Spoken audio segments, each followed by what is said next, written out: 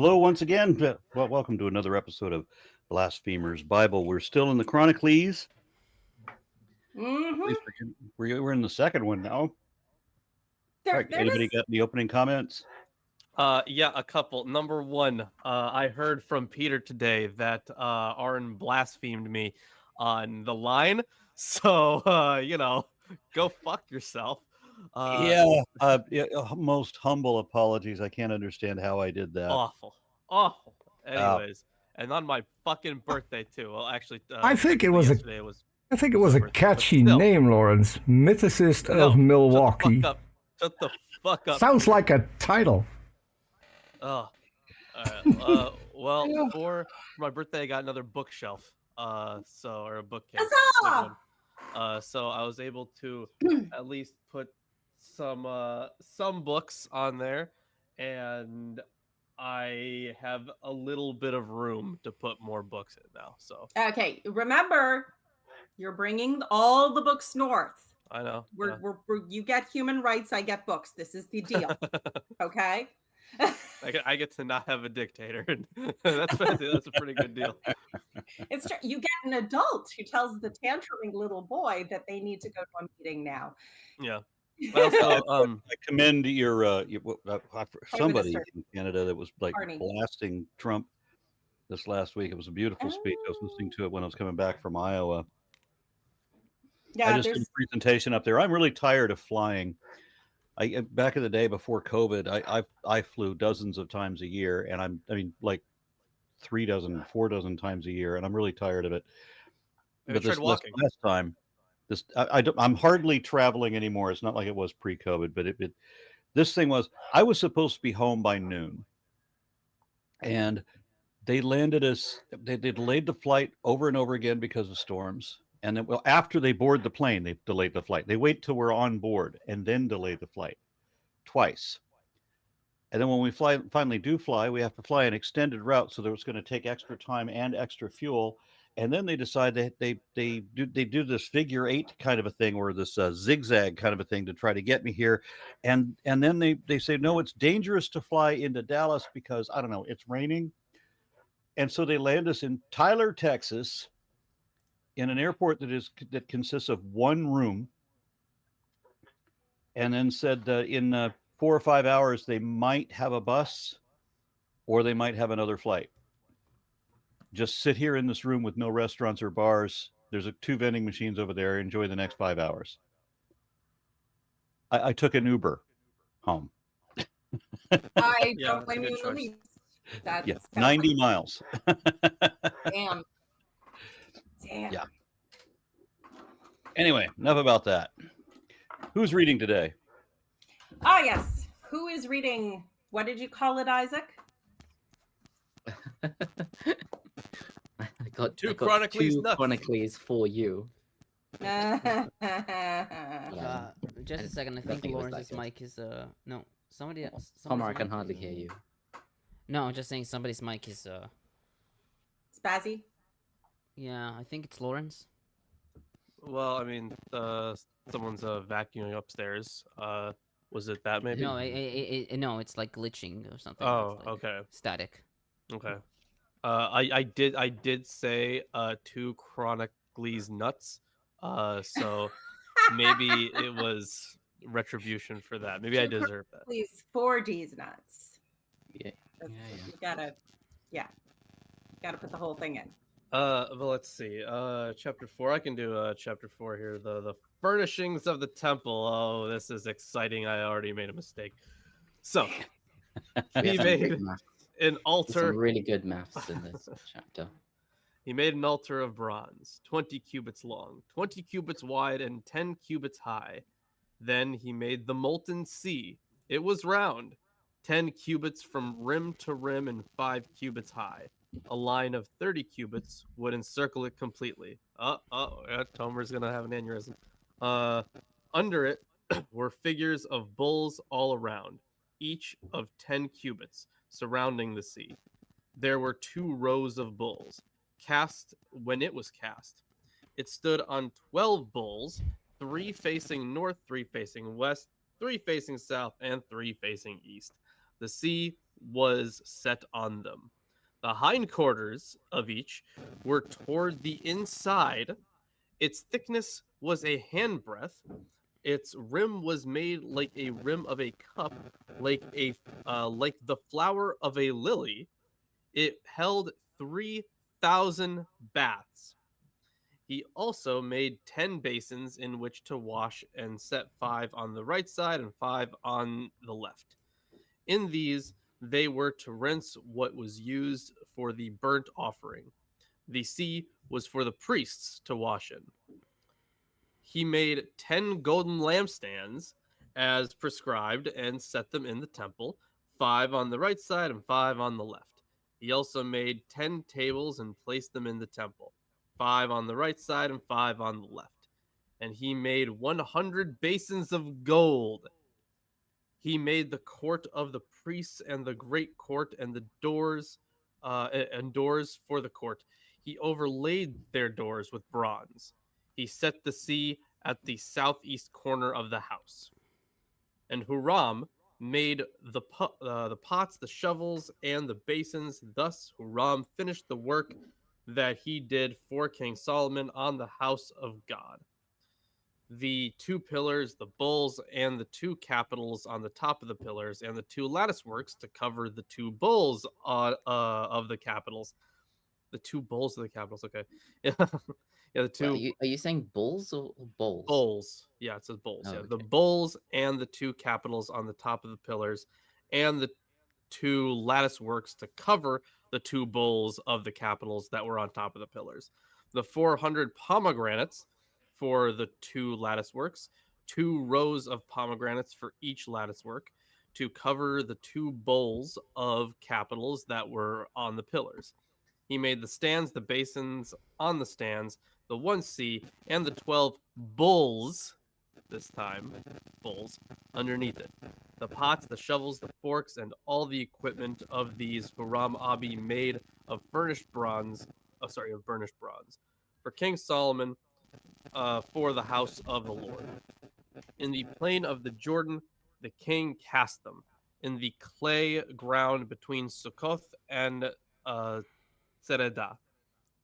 Solomon made all these things in great quantities, so that the weight of the bronze was not determined.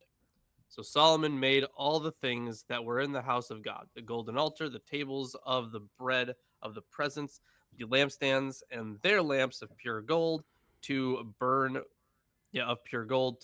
before the inner sanctuary as prescribed. The flowers, the lamps, and the tongs of purest gold. The snuffers, basins, ladles, and fire pans of pure gold. As for the entrance to the temple, the inner doors to the most holy place and the doors of the main hall of the temple were of gold. And that is the end of that chapter. Wow, what a boring chapter. I mean, I don't really have that much to say about this. We've read worse. We have, it's true. However, this I think that a super interesting part of this is actually in verse 17. That in the plain of the Jordan, the king cast them in the clay ground between Succoth and Zeredah. So I think that I forget what this would be tying into. Wasn't there something in Joshua or Judges about this land specifically being or the water or something specifically being used for some kind of ritual or some sort of magic? There's some inkling in the back of my mind, but I'm not fully remembering. The waters of Succoth? I don't even remember, but I'm probably mixing it up with something. But I feel like it was like in this area, like when they were crossing the Jordan. Yeah. Lawrence, for your next birthday, ask for a new USB cable for your microphone because the static is killing us. Yeah, I just said that. Yeah, it hasn't done that for a long time, so. Microphone. Tell it to behave. That actually does work with technology remarkably frequently, at least macro technology. Yeah, someone noted the prevalence of bulls, and it's important to note, as I pointed out before, that the bull was a symbol of the god El and was a symbol of dominance and power and ooh, the horns of power. Brr, brr, brr. So this is very in line with the local religious traditions. Look at that. God isn't special. He's exactly like all the other dude bros, wearing exactly the same. Look at me, I'm so strong and big. BS as everybody else. So it's not surprising, but I think a lot of believers obviously would be very uncomfortable with the association with pagan worship.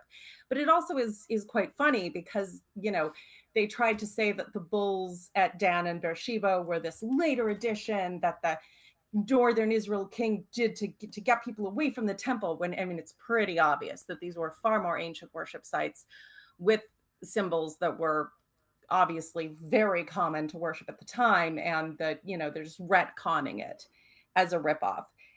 This is very clearly the ripoff. You've got bulls everywhere, you've got symbols of power that are in line with all the local traditions, which is fine. I mean, what else would you do? But they're certainly not going to have narwhals. But yeah, it's also a lot of bragging about. Also, I had a question. Does anyone know? I wish Digital Hammurabi were here. Does anyone know if they were firing clay properly at this point? Like, I know they would heat and dry things, but then there's like full firing to the level of porcelain. Oh, okay. I'm not entirely sure the entire process that they had for making things out of clay. Yeah, Because I know that they used clay a lot and they made things, and I know that they had kilns. I'm pretty sure they had kilns. They had kilns by this point. Okay. Yeah. Well, no, because there was the issue with in like ancient Babylon with the water would affect the clay. They didn't have like proper full. I think they were using something as a kiln. Obviously not the. Yeah, maybe not way at a they have it full now. at the required level to get the proper firing. I mean, they talk about that one library that was preserved because it burned hot enough to bake the clay tablets. Only time that ever happened. But hey, a win is a win. Wow, I can't believe Lilith just advocated for burning libraries. That's crazy. I said that it worked on a clay tablet library from ancient Sumeria once. Wow. Wants to burn clay libraries now. Yeah, you know what? You go ahead and find all your clay tablet libraries with the endless records of who sold an ox to whom, and that one bitchy letter from the kid who insisted his grandma didn't love him because he didn't buy she didn't buy him the latest robe that all his friends had, and then we'll burn that one. Well, you know what? She didn't. Anyways, let's move on.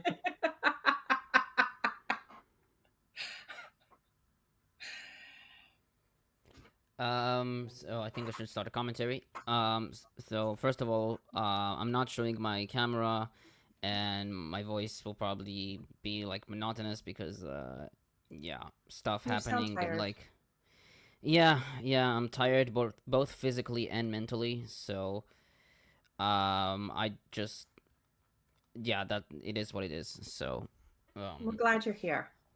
yeah. Just take it easy. Do as you do. Yes, sir. Yeah. Okay. So, on verse 1, the text of Kings does not mention an altar. Several scholars like Hognesius, Kogan, Dillard, and Klein argue that the text of Kings contained this verse, which was subsequently lost from all witnesses, either due to homo euteliuton or due to deliberate editing. Japhet notes that the style and terminology of this verse are identical to other descriptions in Kings, and are different from the chronicler's style. All three measurements are given. The order of the numerals is the one followed in Kings, and the word koma is used for height. Moreover, there's an explicit reference to a bronze altar among the temple furnishings later in 1 Kings 8:64 and 2 Kings 16:14. Should also know that this chapter is parallel with 1 Kings 7:23 through 50. Could So this be related to like a sort of retrofitting of, you know, an older story where the bronze altar of the tabernacle, which was much smaller, was what Solomon put into the temple, and the large altar was the one that was built later by what was his name, the king that went to Damascus and saw the altar there and then copied its design. I don't think it was a king. But Was that? Oh, I forgot. it's much late. It's like at the the end of like Kings 2 or whatever. Like it's one of the later kings. I remember the one you're talking about. Don't remember the name, but absolutely, that was where they tried to say that he had impersonated it, even though it was very probably the other way around. Or I mean, yeah. To me, it kind of sounds familiar that the traditional idea was that this was actually a stone altar. So Achaz. Achaz. Okay, so I think he built a stone altar in the style of in Damascus, which is what they had in the Second Temple as well. So this sort of bronze altar, but the size of the stone altar intermediate might never have existed, but maybe, it might be it was just added here because that they assumed it would make sense, I guess. Although I probably shouldn't interrupt with something like this, but I mean, since I have this panel assembled, I just happen to notice where some biblical scholar in an armchair somewhere is arguing with me, and I just have to hear this panel's response. I'm told that I failed to understand what the Ten Commandments was for. No one can obey the law except one man, and I'm looking at the Jewish people in this panel to see if they agree. The point wasn't that we had to obey it no matter what or go to hell. The point was, one, to show us how far from perfect we are. That's what the Ten Commandments were about, and that we desperately need a savior. That's apparently what the Ten Commandments were about. Two, the law was guides or instructions on which, if you tried and successfully obey them, your life will be better for it. And this doesn't mean you will or will not have any hardship, but it does mean generally those who follow it will have better lives as a whole. You don't even have to be Christian for this to apply to your life. Those laws work for everyone. If you go to IKEA and buy a couch, what do you do with the instructions? You follow them and look at them and say, why did they do that? And they're just here they are here to help you, not to control you. So the Ten Commandments, are they to control us, to force us to worship only one God and not to consider other gods or no gods, or are they just like IKEA instructions? The argument continues where he's telling me that I'm wrong. It's an ancient Near Eastern treaty, is what it is. So it's a treaty with a god. So it depends on how well you got to follow a tree with a deity. So it depends on if you want to call that control or not. Yeah. Also, it's as you say, a treaty between God and a specific group of people, not everyone in the world. So this seems to imply it can't be that you are not the Lord. expected. It's the Lord your God specifically. It can't be that that we're just supposed to accept that no one can obey the law. Thou shalt not kill, really? That thou shalt not steal. Nobody can obey that except one man. And who would the Jews say that one man is?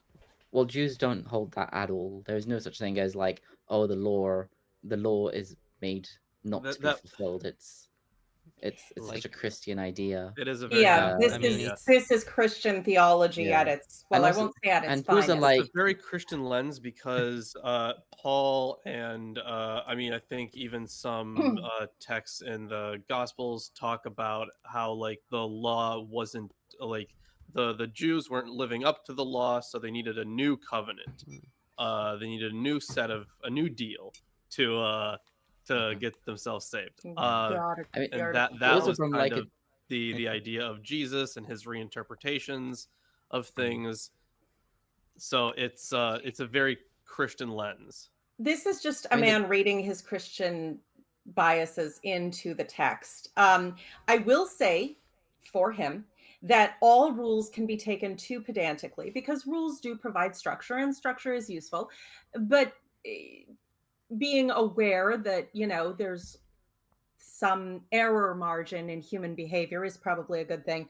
But the idea that there are some kind of instructions for life, no, this is just a Christian trying to Christian all over the text because excuses insert here. They're not called the 10 suggestions. Nope. Well, they're also not called the Ten Commandments Screw either.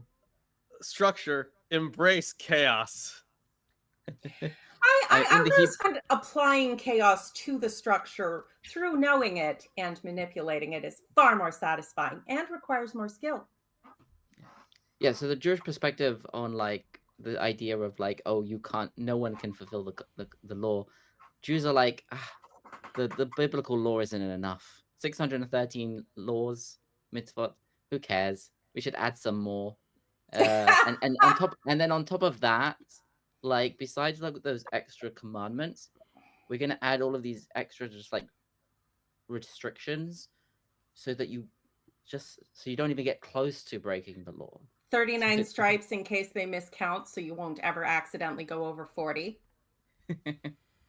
Something like, yeah, there's all of these extra rules that are like, I'm trying to think of an example. It's described as building a fence around the Torah. So for example, in the Bible it says, keep the Sabbath. It doesn't say what that means. Like the biblical additions to that are like, these are the we learn from the Bible in a certain way, whatever. These are the types of work. This is what the Bible calls work, and this is what you can't do on the Sabbath. One of those, for example, is lighting or extinguishing a fire, or cooking something or whatever. So like the rabbis will then like add extra laws that say things like, okay, so you're not supposed to carry things between different places, so we're just going to say no carrying outside at all, and and then they add on top of that loopholes as well. So like, we're going to make things really strict, but then we're going to be like, okay, but actually maybe that's a bit too far. I wonder if the idea, because I know a lot of the ideas in Christianity, some of them, okay, I won't say a lot, a reasonable number of them were ideas floating around in Jewish circles at that time, or Jewish, Greek Jewish philosophers like Philo of Alexandria, that sort of thing. There was some cross-seeding of a lot of ideas that were later attributed to Jesus, including the golden rule stuff and all that. But I think there might have been possibly a very reasonable reaction against the adding so many rules to be just like, hey, maybe the point is that we can't do it perfectly and that's okay. And we still engage in our relationship with God or whatever. That would not have been the opinion when these things are written, but the way that they're understood and interpreted, we discussed this, it changes vastly over the millennia, and you end up with all of this baggage from everybody who's following this or that theological tradition and then has to make excuses against whatever thoughts are moving around in their time. So nothing has one meaning. It has had many meanings in many times to many people, which is why we know it's human and not divine. Yeah, and this stuff was established in almost like a secular way, as in like, this is the law.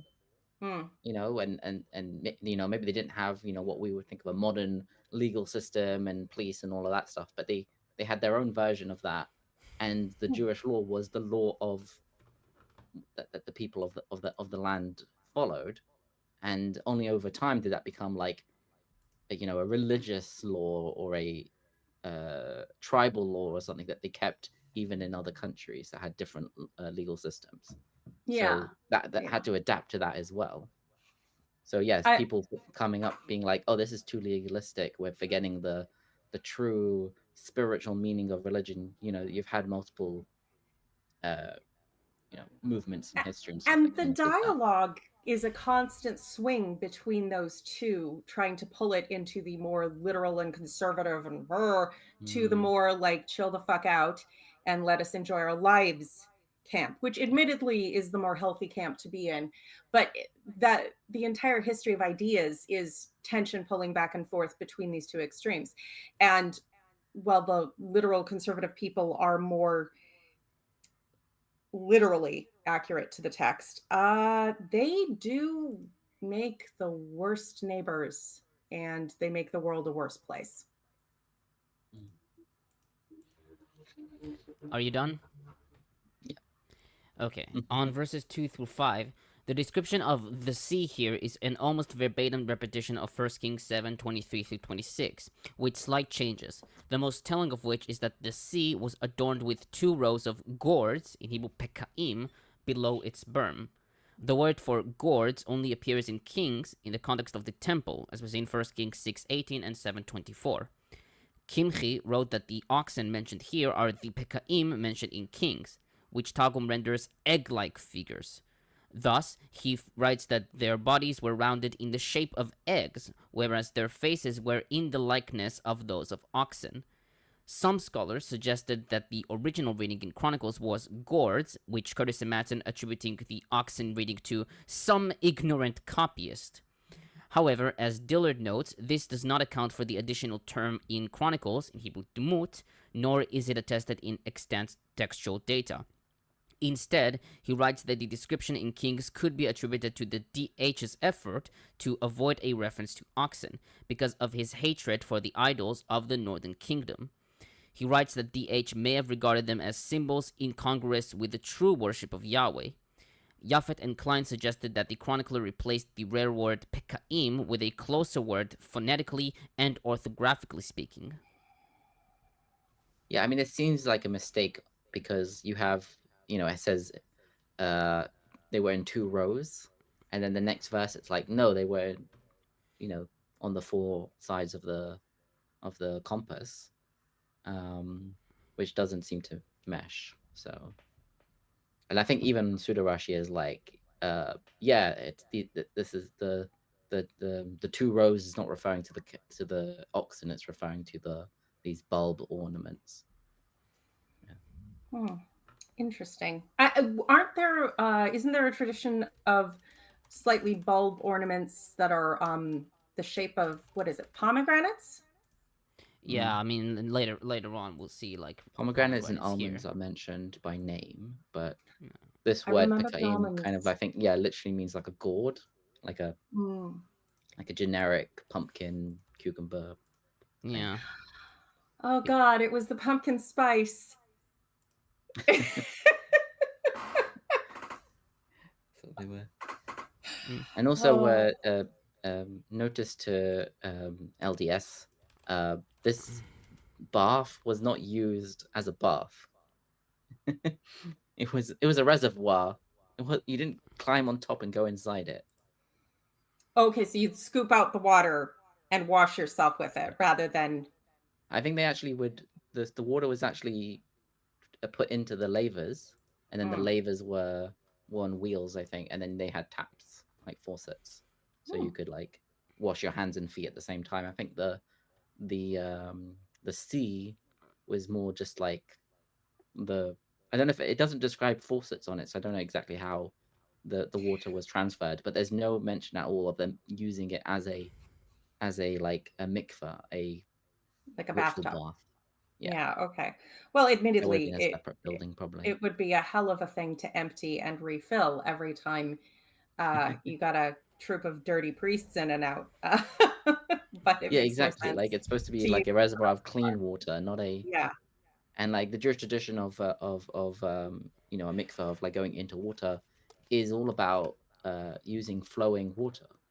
So they wouldn't have had metal basins for it. They would have gone into a natural stream or something, and they did have mikvahs. The archaeology shows that, but they were normally fed with like flowing water as much as possible. So like a stream, diverting part of a stream through, and then kind of building a reservoir that would fill and drain, but you'd have a kind of a natural at the same pool. time. Yeah. That makes sense. Maybe it was done for health reasons, but they might not have known. Yeah. Yeah. Well, baptism is a good thing occasionally with soap. So. Okay. Are you going to hurry this up? Yeah, my fault. Okay, on verse 7, Klein comments, quote, "The mention of lampstands in the tabernacle account and in the plans of David for the temple makes an important connection between Moses and David. The prophet Zechariah mentions a single lampstand in passages that probably predate the completion of the second temple, as was in Zechariah 4, 1-6 and 11-14. His lampstand seems to be modeled on the one in the tabernacle traditions.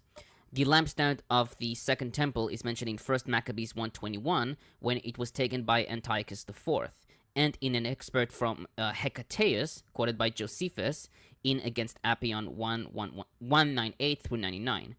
Josephus also describes the lampstand taken by the Romans from the second temple in his own words in Wars 7, 148-49.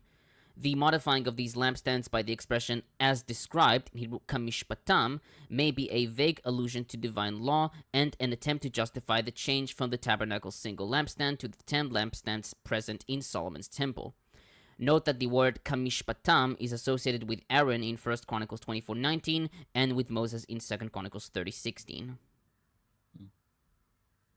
Pseudo-Rashi has a little thing about how more or less that these were identical to the one that Moses built. That he read he read the Torah, Solomon read the Torah and was able to figure out exactly how many lamps and how many almonds and everything like that, and that's how he made it. And he also mentions that according to his uncle, Colonimus, the son of Yehuda, he says that there is a midrash that says that the 7 lamps correspond to the 7 planets. Interesting. The classical planets. Yeah, I got the ones you can actually see from Earth. The ones the days of the week are named after. Which, of course, includes the moon, which is not a planet, but shut up. And the sun. Yes, and not right, the earth. And not the earth, yeah. No, we are not a pancake. We are a frisbee. The magic man is spinning us on a pizza plate. Okay, on verse 8, Japhet comments, quote, "The information about the tables is more extensive. In 1 Kings 7:48, only one table is mentioned, the table on which was the bread of display, just like in the tabernacle in the wilderness in Exodus 25:23-30. In the current context, however, 10 tables are mentioned, quote, 5 on the right and 5 on the left, end quote. And in verse 19, quote, the tables on which was the bread of display, end quote, are mentioned in the plural. Furthermore, in the description of the making of the tables, it is never stated that the tables were made of gold, even though the source in 1 Kings 7:48 explicitly mentions this fact. In contrast, on 1 Chronicles 28:16, in the report on the materials prepared by David, the chronicler includes the tables among the gold vessels. From the perspective of the chronicler, it may be inferred that during the Second Temple period, the bread of display was placed on 10 tables and not on a single table, and it is possible that the tables were not made of gold. To this, Natan Avron added that according to other testimonies, there was only one table in the temple, as stated in 1 Maccabees 1:21 and 22, as well as in the testimony of the letter of Aristeas in verses 51-72, which describes at length the table that Ptolemy prepared and sent as a gift to the temple to replace the one that had been used there, in verses 52-54, which was made according to the measurements detailed in the Torah. And I think that's the same place where we find the story about the creation of the Septuagint with the 70 people. Pretty sure that's the same letter. It's the same source. That sounds right.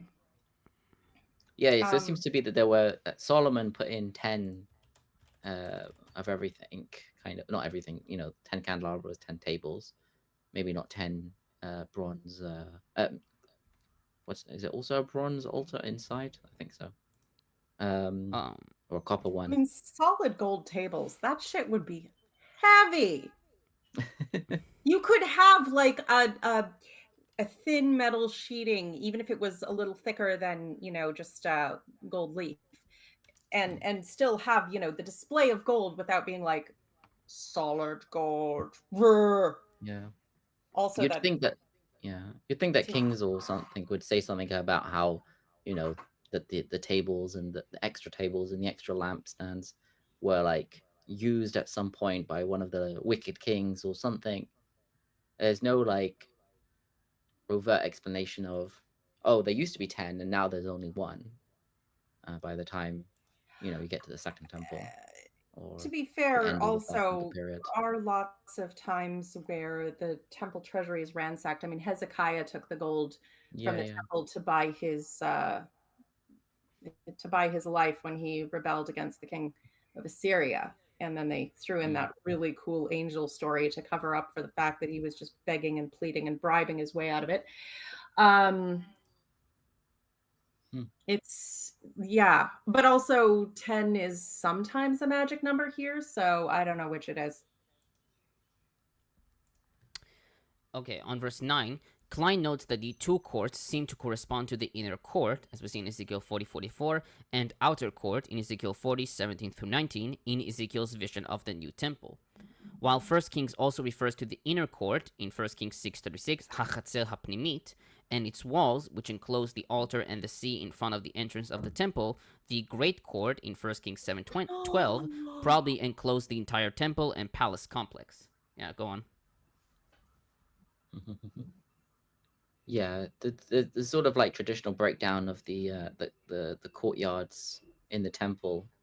You normally have there's supposed to be like 3 kind of levels. So the idea was that there was like a section right by the building that only priests could go into, and then a section that was called the like the area of the Levites. But technically, if you were an Israelite who was bringing a sacrifice, you could come into that area to sacrifice your own animal. And then there was like another courtyard, although I don't think that's ever mentioned in Solomon's temple. There being the women's courtyard, the one with the galleries.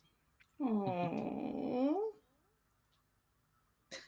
I don't think he wants to be a hat.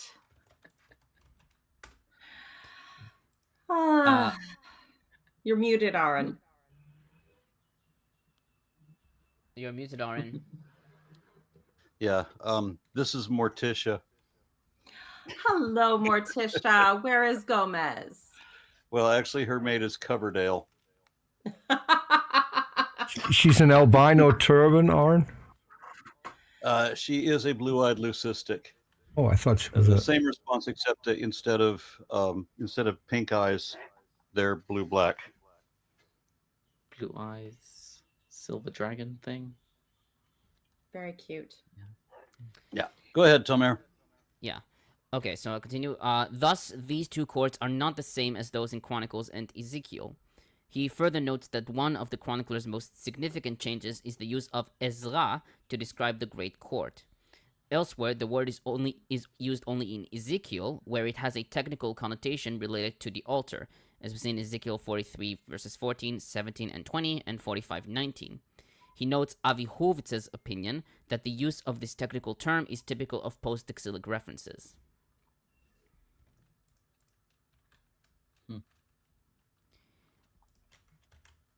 Okay, on verses 11 through 18, Jonker comments, quote, This part of the temple building episode introduces Huram for the first time as an artisan who furnished many of the detailed decorations in the temple.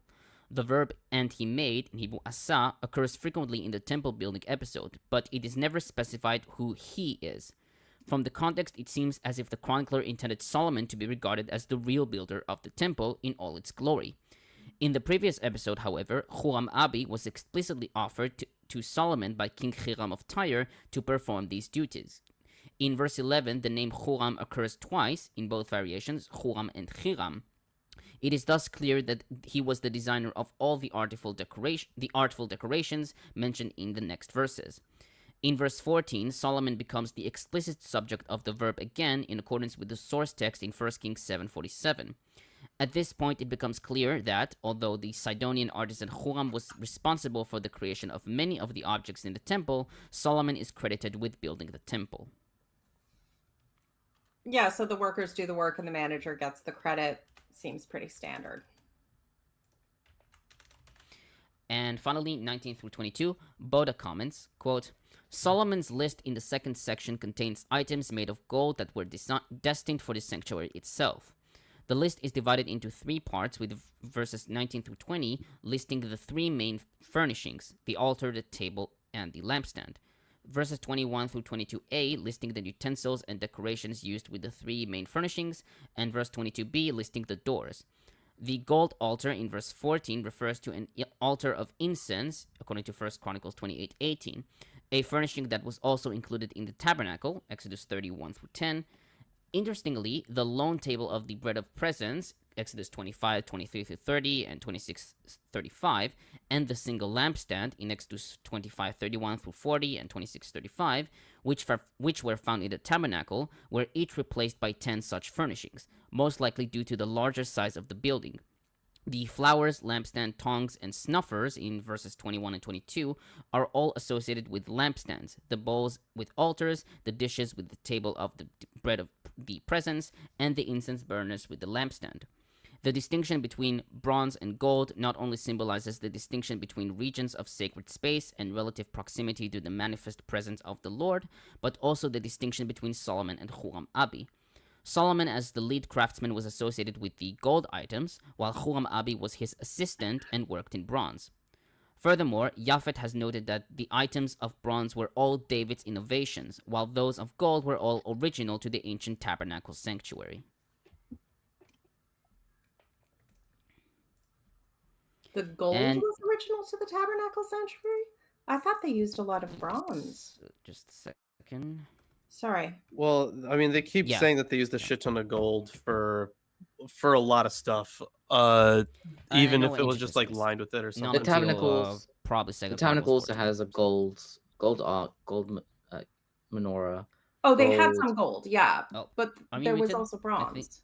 There was a bronze altar, yeah, and the basin. There wasn't a sea, but there was a one laver, whatever they call it, urn, sink, samovar. It was just gold-colored satin draped over styrofoam.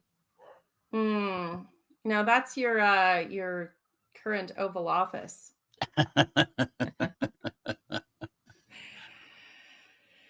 Okay, sorry about that.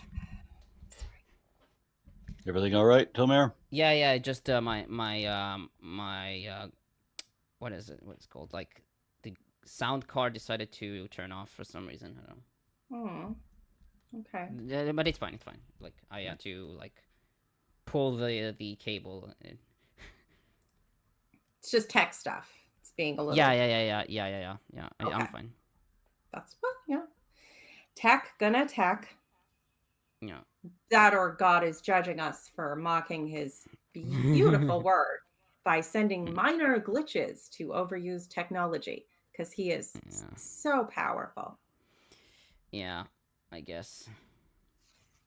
Okay, yeah, I'm done here. Okay, so we are moving then to 2 as in Too, Chronicles the 5th. I think you should probably read some comments, though, Aaron. Yeah. Oh, yes, I could do. Motley Von Erich says, Arenra adopted my first ever snake last week. Having grown up in New Zealand where snakes don't exist, it's pretty unreal / amazing to have such a beautiful animal. It's a ball python. Well, when I saw this comment earlier, that was what inspired me to go get Morticia here. She also is a ball python, one of, I think, 12 that we have here. So congratulations on your new snake. And they will sit with you. They're very calm animals. They will just want to be jewelry, and you can sit down and watch a movie with your ball python, and they will sometimes just watch the movie with you. It's kind of interesting. And then that is the only comment. Yes. Yep. All right. So moving on to Dos Chronicles 5. All right. And all the work that Solomon made for the house of Jehovah is finished, and Solomon bringeth in the sanctified things of David his father, and the silver, and the gold, and all the vessels he hath put among the treasures of the house of God.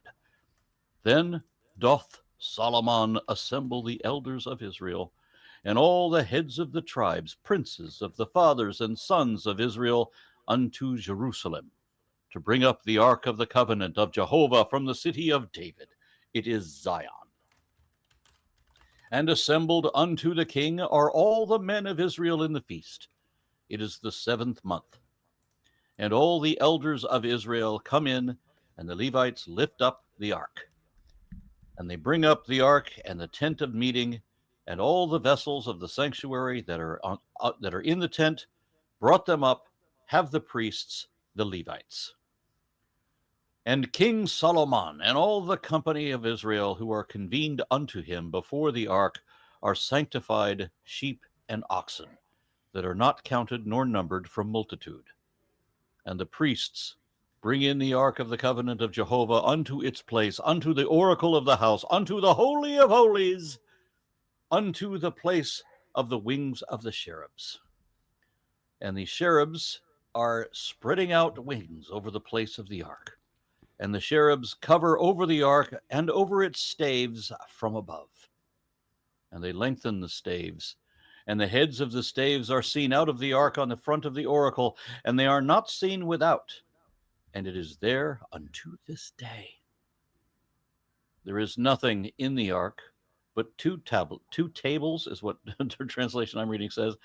2 tables that Moses gave in Horeb, where Jehovah covenanted with the sons of Israel in their going out of Egypt.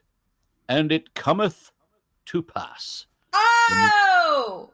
It came to pass! Is it KJV? Is it KJV now? No, I am reading Young's literal translation, because that one always makes me giggle. Oh, yeah, it is funny. You know what? They can keep a little bit of the KJV style when it's not getting all wildly inaccurate. Yeah, this one's changing my voice as we speak. Okay. Okay. I don't know if the snake knows it's killing you. Move your snack. Pineapple, Aaron. Snack. Do you mind not killing me? And it cometh to pass in the going out of the priests from the sanctuary, for all the priests who are present have sanctified themselves. There is none to watch by courses. And the Levites, the singers, to all of them, to Asaph, to Heman, and Jeduthun, and to their sons, and to their brethren, clothed in white linen, with cymbals, and with psalteries and harps, are standing on the east of the altar, and with them priests, to 120, blowing with trumpets. Yea, it cometh to pass as one are trumpeters and singers to sound one voice, to praise and give thanks to Jehovah. And at the lifting up of the sound of trumpets, and with cymbals, and with instruments of song, and at giving praise to Jehovah, for to the age is his kindness, that the house is filled with a cloud, the house of Jehovah. And the priests have not been able to stand to minister from the presence of the cloud, for the honor of Jehovah hath filled the house of God. And this is what happens when you put marijuana in your incense burners. That's what the frankincense was masking. Yeah, that's an interesting translation. There's a couple of places like, okay, yeah, the literal makes kind of sense, but I'm just like, oh, let's just translate each word by word, almost. Sometimes. Yeah, I always get some amusement out of this one. Yeah, like the way you said about the the trumpeters and the singers, one voice. Like if you read like another translation, it just, does anyone know if God Thanos snapped Lawrence? No, I think it happens sometimes. Where once his computer like shuts down or something. Okay. Maybe it's that. As long as he comes back. Yeah. Let's check real quick. So I'll start a commentary if nobody has anything else to say. Yeah, go for it. No, go ahead. Okay. So this is parallel with 1 Kings 7:51 through 8:11.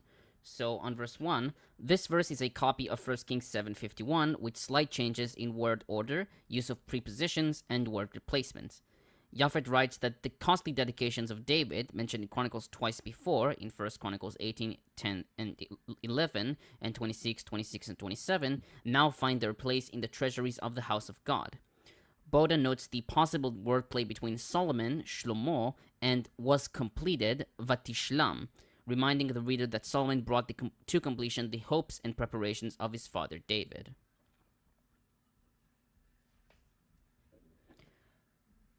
On verse 2, the elders of Israel are mentioned in several parts in Kings, like in 1 Kings 12, 20, and 21, and 2 Kings 6:10. But the heads of the tribes, in Hebrew Rashei Hamatot, and the ancestral chiefs, Hebrew Nesi'ei Ha'avot, do not. Japhet notes that the identification of the tribes, Hamatot, with the fathers' houses is typical of certain priestly sections in the Torah, like in Numbers 1:4 and 16, 7:2, and 17:17, and Joshua 19:51. She writes that there is some disproportionality with the description given here. The 12 tribal heads are presented against a much larger group of elders, quote unquote. She suggested that the original version of 1 Kings 8:1 only mentioned the elders of Israel, and because of that, a marginal gloss was added under priestly influence.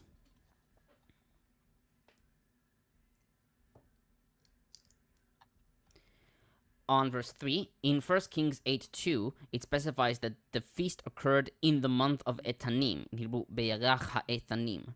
The name Etanim refers to the ancient Canaanite name for the 7th month.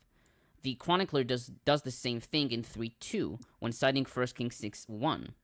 Klein writes that the name Etanim probably fell out of use by the chronicler's time, though the reading after the omission is still awkward. Quote, in the feast it is the 7th month, end quote. In Hebrew, Bechag hu hachodesh hashvi'i.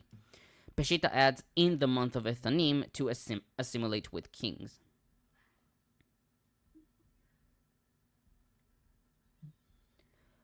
On verse 4, the Levites took up the ark. According to 1 Kings 8:3, the priests had carried the ark.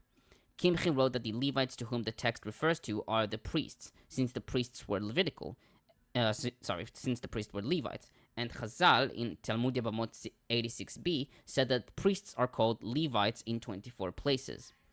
Several commentators note that this verse is one of the well-known examples of the chronicler's interference with the text. Boda writes that this change is in line with the chronicler's emphasis on the role of the Levites in the temple services.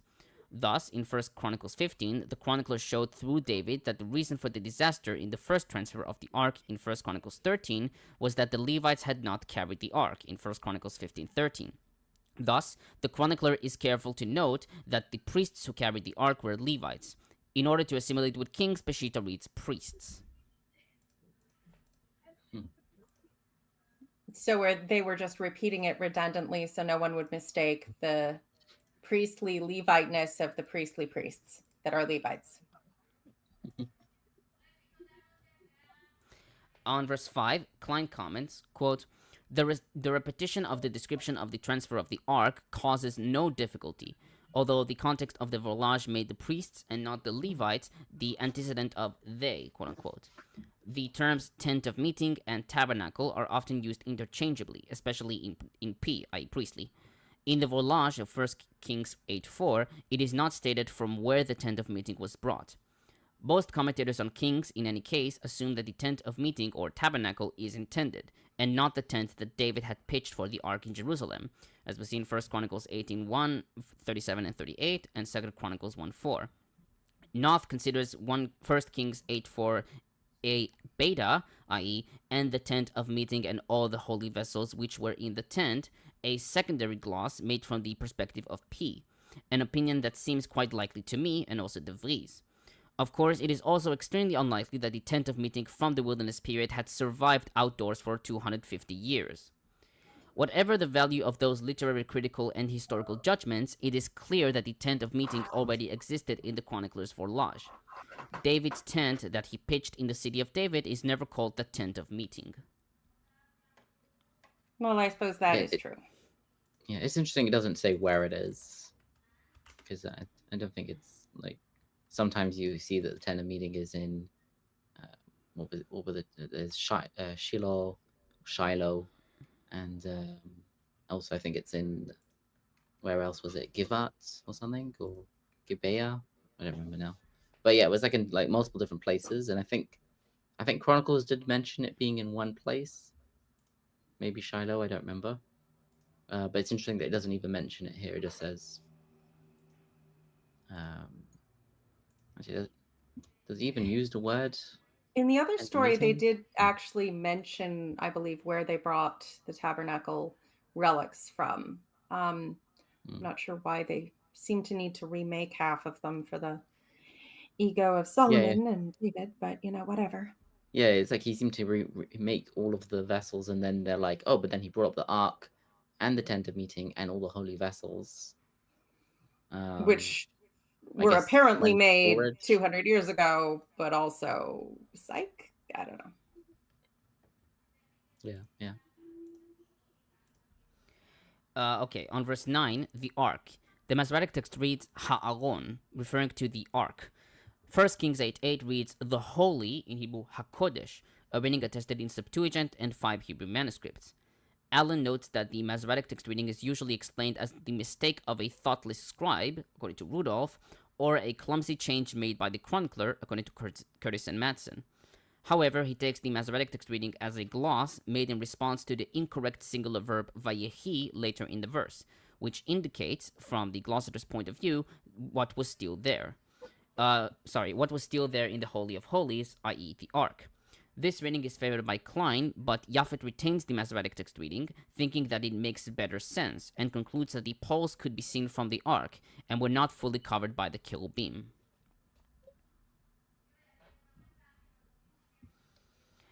On 11 through 13, the chronicler added an entire section after he repeated 1 Kings 8:10a.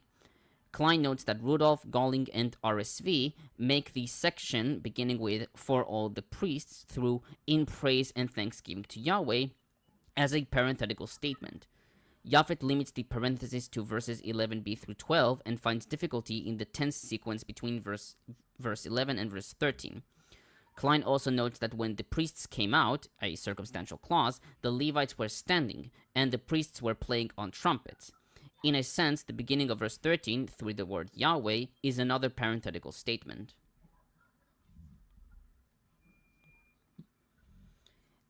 And finally, verse 14, Japhet comments, quote, "The degree to which the house was filled by the cloud is demonstrated by the fact that the priests could no longer pursue their assigned duties there. The cloud permeated the temple's main hall, as well as the inner shrine. While this description vividly recalls the divine visitation in Exodus 40, 34, and 35, there is also a distinct difference in that Exodus 40 distinguishes very clearly between the cloud and the glory of God. The cloud dwells on the tabernacle from without, is visible to the whole people, and with its arising signals the time to break camp and resume the journey. The glory, on the other hand, fills the tabernacle from within, and even Moses himself cannot then enter it, in Exodus 40:35 and Ezekiel 10:4. In the present text, the cloud and the glory seem synonymous, and the cloud has a similarity to another line of tradition, the pillar of cloud in Numbers 12:5, Deuteronomy 31:15, etc. The text as it stands makes use of priestly texts and is influenced by priestly concepts, without expressing them precisely. True enough. All right. I actually did have a comment on that. Sorry, I had to dip out for a bit. I need a new PC. So, you said that while the cloud was not the kavod, was not the glory of the Lord, that is true, but the glory of the Lord would be within the cloud. So Yes. even in the next verse, I'm going a little bit ahead here. The Lord has said that he would reside in thick darkness. This was like one of my main research areas for when I was doing my capstone. I still actually want to write a paper on this, on the motif of divine darkness, but I researched this a lot, and there there were a few things, or there are a few things that we should note. So from Sweeney in his commentary on Zephaniah, he says about like this idea in general. He's talking about the next verse, but it should be taken with this one here. This statement suggests that the thick darkness is associated with the Holy of Holies in the Jerusalem temple, in which the Ark of the Covenant, symbolizing the throne or presence of Yahweh, was located. We also have that same imagery being associated in Psalm 97:2, with the throne at least. But yeah, of course, the priests, after leaving the Holy of Holies, they're not able to minister because of the cloud. And the cloud itself, sometimes it's viewed as God's kavod, and it is sometimes argued that they're different, right? Because I think Klus, I think Klus argues this. She argues that the kavod is to be distinguished from the cloud, but the kavod is in the clouds. So God's presence, His glory, resides in the cloud, which this is like the whole motif of like storm god imagery, right? Right. With like lightnings and like heavy rains, all that sort of stuff. But this is specifically a kind of a leftover piece of that theology that was taken over. Yeah. And the so motif I think is very common from Genesis, of the cloud and the darkness within the cloud, but then the glory transferring light in a sense, there's and a whole radiance lot. and Moses, and it's this weird contradiction that seems to pop up when like, why would God reside in darkness? Why would He be associated with these thick clouds? Specifically, why does glory be associated with that, when at other times we have the imagery that makes God be the one to let you see things and brings light, illuminates. right? Yeah. So that is something that I want to write a paper about, because I think it's very interesting. It is interesting. And I mean, some of it I think is probably played into with the whole idea of, the glory of God in its raw state is too powerful and would kill us. And, much like Dionysus' mother. And so, there's the clouding is for our sakes, at least. Yeah, it's that's like one of the a visual, it's like a visual symbol. Yeah. This is where the glory is. I think it might have something to do with when with God actually just literally residing in darkness, as in like when I was going through a whole bunch of ancient Near Eastern cosmologies, I found that sometimes, not all the time, but sometimes, there would be this region of the universe at like near the edges of the universe, of the earth, I guess in this case, would be a realm of darkness.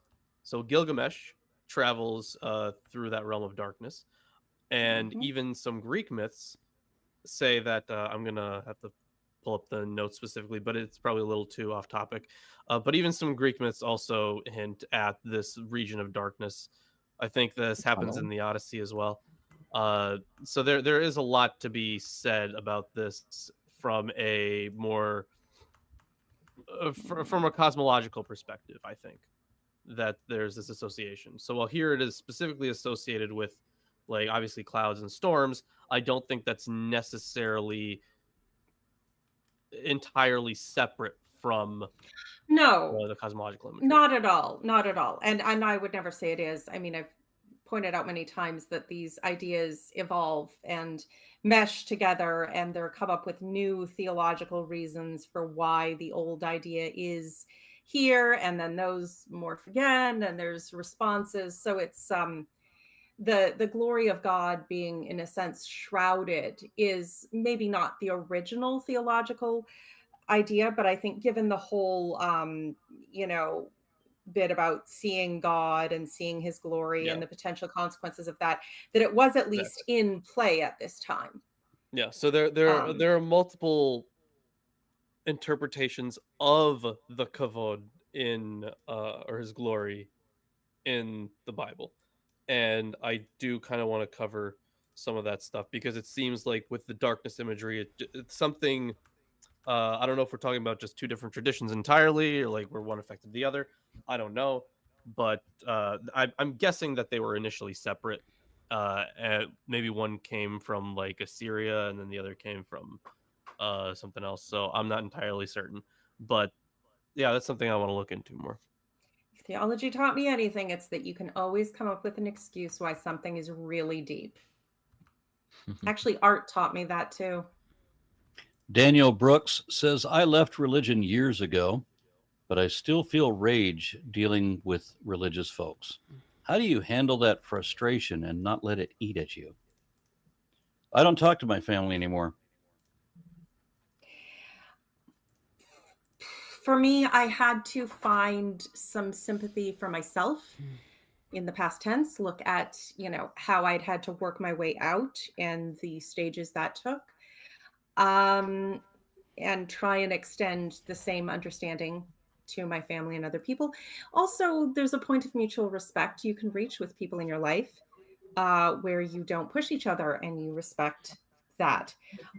If they won't meet you halfway, that's a problem. As for the rage, I mean, therapy, religion is fucking traumatic, and I'm not going to pretend otherwise. Tomer, you done? Yeah, I'm done. Okay, No so are we moving questions. on then to 2 Chronicles 6? Yes. All right, who wants to read this one? Lilith. As you wish. Then Solomon said, the Lord has said that you would dwell in a dark cloud. I have built a magnificent temple for you, a place for you to dwell forever. While the whole assembly of Israel was standing there, the king turned around and blessed them. Then he said, praise be to the Lord, the God of Israel, who with his hands has fulfilled what he has promised with his mouth to my father David. For he said, since the day I have brought my people out of Egypt, I have not chosen a city in any tribe in Israel to have a temple built for my name to be there. Nor have I chosen anyone to be the leader over my people Israel, but now I have chosen Jerusalem for my name to be there, and I have chosen David to rule my people. My father David had it in his heart to build a temple for the name of the Lord, the God of Israel. But the Lord said to my father David, because it was in your heart to build a temple for my name, you did well to have this in your heart. Nevertheless, you are not the one to build the temple, but your son, who is your own flesh and blood. He is the one who will build the temple for my name. And the Lord has kept his promise he made. I have succeeded David my father, and I now sit on the throne of Israel, just as the Lord promised. And I have built the temple for the name of the Lord, the God of Israel. There I have placed the ark, which is the covenant of the Lord that he made with the people of Israel. Then Solomon stood before the altar of the Lord in front of the whole assembly of Israel and spread out his hands. Now he had made a bronze platform 5 cubits long, 5 cubits wide, and 3 cubits high, and placed it in the center of the outer court. He stood on the platform and knelt down before the whole assembly of Israel and spread out his hands toward heaven. Just going to pause. Tomer, how far do you want me to read? You can read all of it. I mean, it's basically like repeating 1 Kings 8:12 to 52. 53. So yeah, enjoy. Aaron, you made me pray. I'm going to get you for this. And he said, "Oh Lord, oh, you are so big. God of Israel, there is no God like you in heaven or earth. You who keep your covenant of love with your servants, who continue wholeheartedly in your ways. You have kept your promise to your servant David, my father. With your mouth you have promised, and with your hand you have fulfilled it. As it is today, now, Lord God of Israel, keep for your servant David, my father, the promises you made to him when you said, you shall never fail to have a man to sit before me on the throne of Israel. Failed. If only your sons are careful in all they do to walk before me according to my law, as you have done. And now, O Lord God of Israel, let your word that you promised your servant David come true. But will God really dwell on earth with men? The heavens and even the highest of heavens cannot contain your enormous ego. I mean you. How much less this temple I have built. Yet give attention to your servant's humble prayer and his plea for mercy. O Lord, my God, hear the cry and the prayer that your servant is praying in your presence, and may your eyes be open towards the temple day and night, this place of which you said you would put your name there.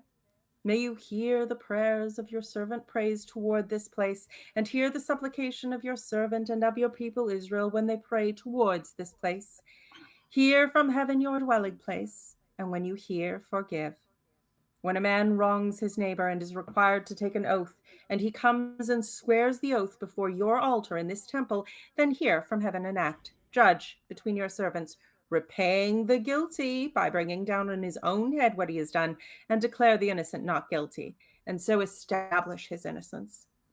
And when your people Israel have been defeated by an enemy because they have sinned against you, and when they turn back and confess your name, praying and making supplication before you in this temple, then hear from heaven and forgive the sins of your people Israel, and bring them back to the Lord you gave them and to their fathers.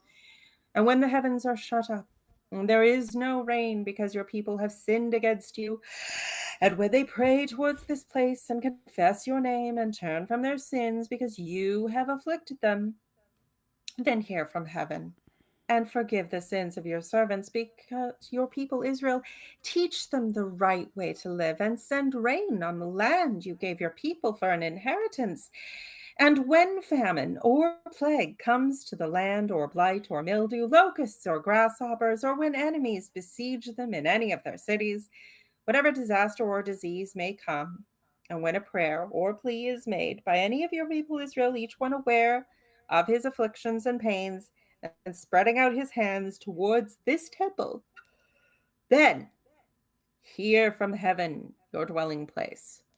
Forgive and deal with each man according to all he does, since you know his heart. For you alone know the hearts of men, you and all the women of the world, so that they will fear you and walk in your ways all the time they live in the land you gave our fathers, as for the foreigner who does not belong to your people Israel, but has come from a distant land because of your great name and your mighty hand and your outstretched arm.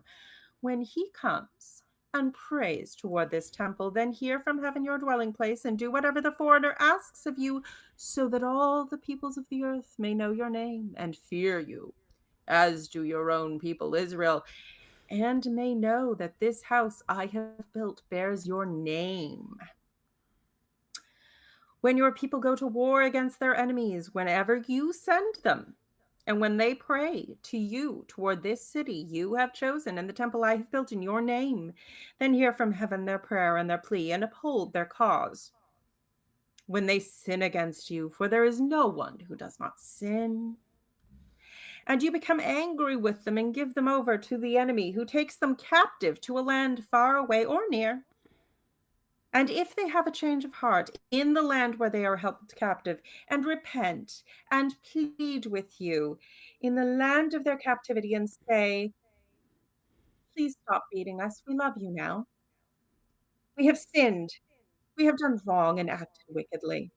And if they turn back to you with all their heart and soul in the land of their captivity, where they were taken, and pray toward the land you gave their fathers, toward the city you have chosen, toward the temple I have built for your name, then from heaven your dwelling place, hear their prayer and their plea, and uphold their cause, and forgive your people who have sinned against you. Now, my God, may your eyes be open and your ears attentive to the prayers offered in this place. Now arise, O Lord God, and come to your resting place. We have a lovely fruit platter for you, lovely little shady place to have. You and the ark of your might, May your priests, O Lord, be clothed in salvation, and hopefully something else. May your saints rejoice in your goodness, O Lord God. Do not reject your anointed one. Remember the great love promised to David, your servant. Yeah. And So, while there was quite a lot of stuff there, a whole lot of rules that I'm sure we'll get to, but I mean, not really, because my commentary on this is only like 2.5 pages, because we've already like discussed them on Kings. So sure, yeah, fair enough. But they're not really I- rules; they're just suggestions. One of the interesting ones, though, is I don't remember how. So are these like verbatim the same, or are there almost many, verbatim. almost Like verbatim? of course you'll see like changes from here and there. Sure, yeah. But Are like there any significant differences, would you say, from verses 32 and 33? mm, I Because like, mean, no, go ahead. I don't think so. Let me Okay. just check. Right, fair enough. I have a comment on 32, but like, Yeah. yeah, Yeah, I mean, Why, like why do you the say rules? It's not so much petitions. rules. It's petitions. Yeah, petitions, sure. he's They're still, he's giving like there are a bunch of conditions, right, that if people meet, uh Yeah, yeah, like so maybe not rules, but it's yeah, kind like of confessing in advance, it feels like. when it comes to this section, like the fifth petition, it's parallel with 1 Kings 8:41 and 42, and it does not include "for they shall hear about your great name."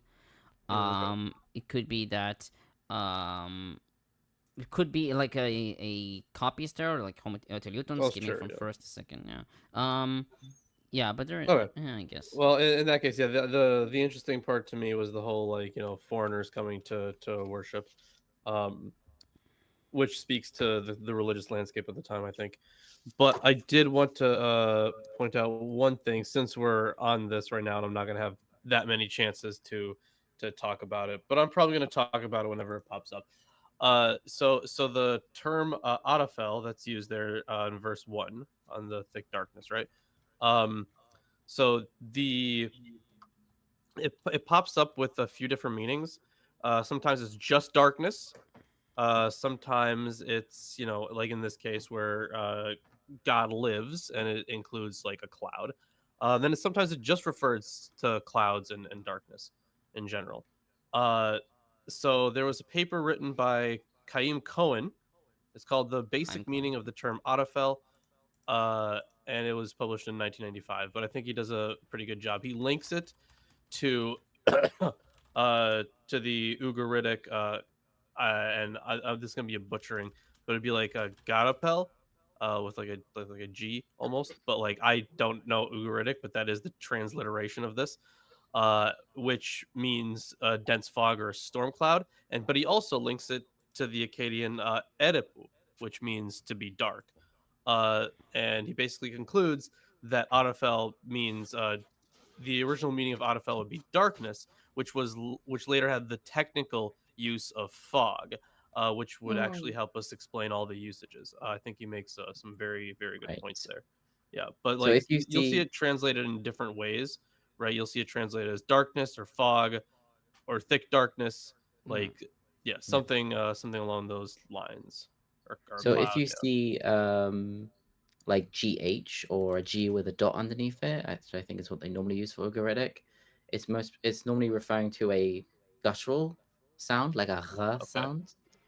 And Okay. ayin, the Hebrew letter ayin, which is how Arafel is written, is also a guttural originally. So it makes a lot of sense for those sounds to be cognate, or whatever. I don't know what the word is. Perfect. But like even in Arabic, you have a lot of words that are with a r sound, and the Hebrew is an ah sound.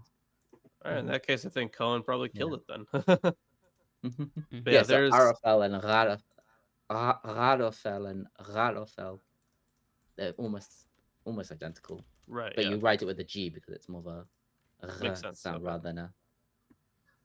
Yeah, whatever. It's hard. I can't really do the one very well. There are also like there are a lot of different words for darkness in Hebrew. Oh. Yeah, but either Yeah, way, exactly. because I wouldn't get a chance to talk about that much, I wanted to at least include something. Let me just check. You can talk about it in Ezekiel. No, not in Ezekiel. And oh, sorry. Zephaniah, I'll talk about it a little bit more in Amos. Joel, especially, I'm going to talk about a lot in Joel. The Psalms, maybe. Job. Yeah, definitely. Maybe. We haven't figured out a way to speed run the Psalms. We need to do that. I have thought of an idea. Just pick the most important Psalms and talk about them. I think we should still read all of them. Yeah, but we can do like a quick read summary. Yeah, but like for the unnecessary ones, read like some in perhaps. Hebrew. Sure, I don't care. I just don't want to spend an hour discussing sucking God's dick in A minor. I guess. Okay. So I'll start on verses 5b through 6a. This reading is not found in 1 Kings 8, 16, and 17. Commentators are of the opinion that the reading of Kings is due to homo el teleuton, skipping from lehiot shmi sham at the end of 1 Kings 8, 16a to the end of the same three words, now attested only at the end of 2 Chronicles 6, 6a, leaving out 13 words in the process. Septuagint in Kings contains a translation of verse 6a, with Klein writing that it lost the equivalent verse 5b by homo el acton. He also claims that the longer, more original reading is preserved in 4Q Kings, to be, quote, to be ruler over my people Israel, but I chose Jerusalem so that my name might be there, and I chose David to be over my people over Israel, end quote. Japhet takes the Chronicles reading to be original in light of the full exposition of these verses with a double antithesis and a Deuteronomistic style.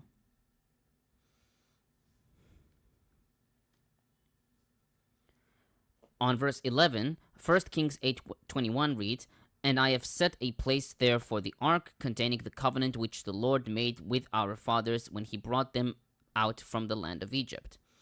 Japhet writes that this is another example of the chronicler playing down, quote, the Exodus as a constitutive act in the history of Israel, and the relationship of God and Israel as established by a specific historic covenant, quote unquote. Boda writes that it is interesting that the chronicler allowed the reference to both the Exodus and the covenant to slip through Boda writes that it is interesting that the chronicler allowed the reference to both the Exodus and the covenant to slip through in his replication of Kings. In verses 5 and 11, a trend seen elsewhere in 5:10, 7:22, 20:11, and 1 Chronicles 17:21, which leads Dillard to conclude, quote, the deliverance from Egypt was not unimportant to the chronicler.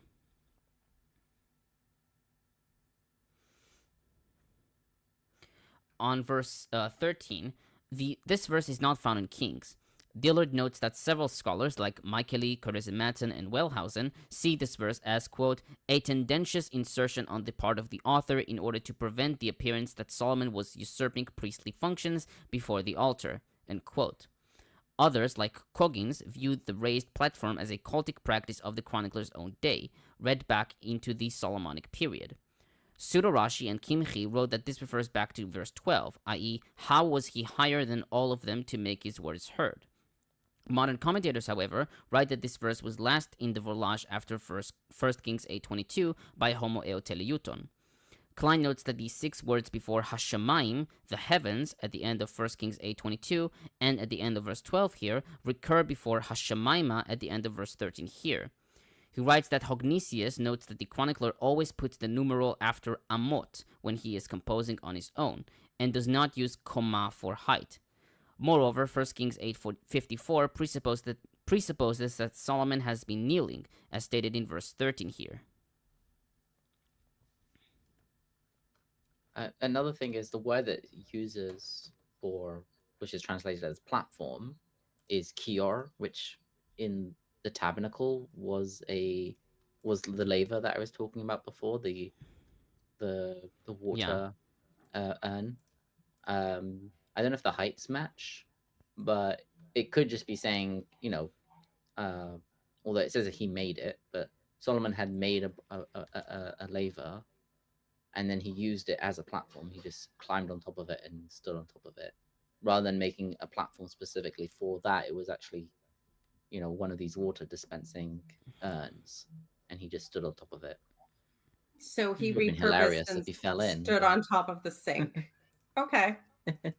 No, imagine like a kettle, right? Like a you know what a samovar is?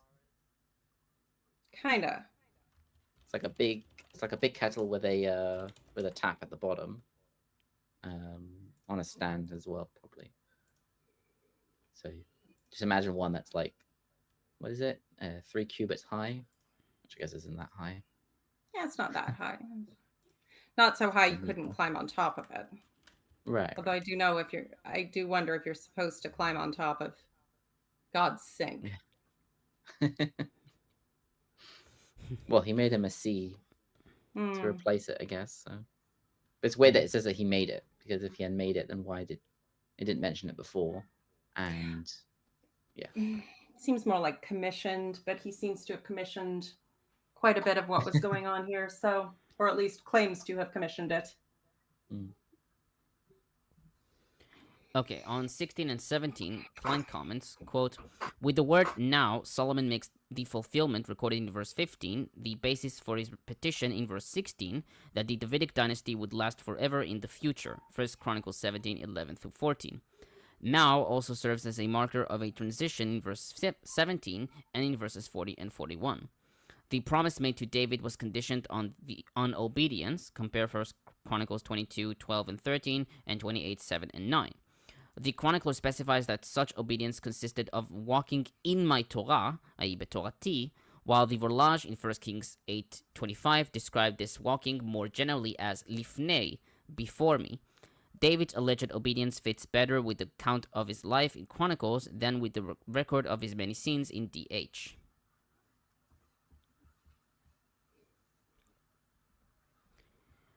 On verse 32, this verse, parallel to 1 Kings 8, 41 and 42, does not include, for they shall hear about your great name. Klein writes that the chronicler, or his Vorlage, or even a copyist of Chronicles, has skipped from the first to the second Shimcha, your name, has skipped from the first to the second Shimcha, your name. He notes that Benzinger views the longer text in Kings as a secondary expansion. Septuagint of Kings leaves out 13 words in these verses because of homo ioacton from veba in verse 41 to veba in verse 42. Would you say there's a consensus among the commentaries that you're using that says that Chronicles is older or younger than Kings? I would venture to say it's definitely younger. I use Kings as a source. Yeah. Okay, on 40 through 42, the chronicler replaces the long prayer in 1 Kings 8, 50 through 53 with his own ending, which is a reworked quotation of Psalms 132, 8 through 10. Japhet notes that since he took all of Solomon's prayer as it is from Kings, this omission and completion have a particular importance in understanding the chronicler's viewpoints. First, he omits the mention of the sins of Israel and God's mercy, and leaves the question of how God's forgiveness will be realized in captivity unresolved. She writes that this is probably because he regards as insufficient the kind of restoration proposed in Kings. More radical, however, is the omission of 1 Kings 8, 51 and 53, which provide the theological basis for Solomon's appeal by defining the relationship between God and the people of Israel, and the cornerstone of God's responsibility for his people's fate. These statements in 1 Kings 8, 51 and 53 are significant to Deuteronomistic theology, which regards the Exodus as the constitutive act in the history of the people, who become your people and your inheritance. This, however, is the theology that the chronicler cannot accept. Interesting. I mean, he does go into great detail about all the different ways they could fail God, which they will inevitably do, and how they will totally deserve to be beaten for it, but they can apologize. I swear, it'll be fine. Yeah. Love it. I just saw a notice that DPR Jones. Y'all remember DPR Jones? Anybody? That name is familiar. It's Maybe ringing a not. bell. Yep, I do. I am also Yeah, he was a days of YouTube. Yeah, he was in Nottingham, England. He made skeptic atheist content, raised hundreds of thousands of dollars for Doctors Without Borders with an annual charity and all of that. He was a main staple in the atheist movement. I just got noticed that his channel has been taken down for violating YouTube guidelines or whatever it is. Thing is that DPR Jones died years ago, and his channel was just taken down. Oh shit. Yep. So does anyone have That will happen. like a backup of it? That will happen because the guidelines change and they apply that to older content, which is insane. But I got one of my fucking videos from 10 years ago taken down like 2 weeks ago. no, Okay, but can't they just flag? I the couldn't hear videos that, Lawrence. where- Can you say that again? No, I got a video that I posted 10 years ago taken down a few weeks ago. Like, yeah, they retroactively apply these things. yeah, and there's nothing you can do. Okay. Why do they have to hit the whole channel and not just the video? It's likely that people are reporting it because I don't think that YouTube is actively looking for violations. So Yeah, but I mean, for a guy that died like 3 years ago, yeah, I don't get anybody reporting that. Anyway, let's continue. Yeah. Yeah, that's it. Okay, so are we going to attempt to move Yep. on to the next chapter? I think we can do chapter 7. Yeah. Okay, what do we got here? Is it Isaac's turn to Adam. read? Yeah, no, Isaac. Oh yeah, we went for everyone. All My right. turn to read. What? I'm pretty sure it's My Isaac's. turn to read. I'll I do it. every other one. Oh, that's the rule. You Oh set up here? yeah, okay, I like it. Yeah, go for it. Sure. All right. When Solomon had ended his prayer, fire came down from heaven and consumed the burnt offering and the sacrifices, and the glory of the Lord filled the people. Yeah. The priests could not enter the house of the Lord because the glory of the Lord filled the Lord's house. And by glory, I mean the stench of burning flesh. Oh, Aaron, Aaron, we can't hear you. we can't We hear hear you. Audio we- went glitch. We cannot yeah, hear yeah. you for some reason, Arn. All right. can't hear He's you. not like you're not muted, but Yeah. something maybe popped out. Well, Something disconnected. Mine normally mutes when I disconnect, like if I bump the cord or something. Okay. But oh, there we Yeah. There you go. go. There we go.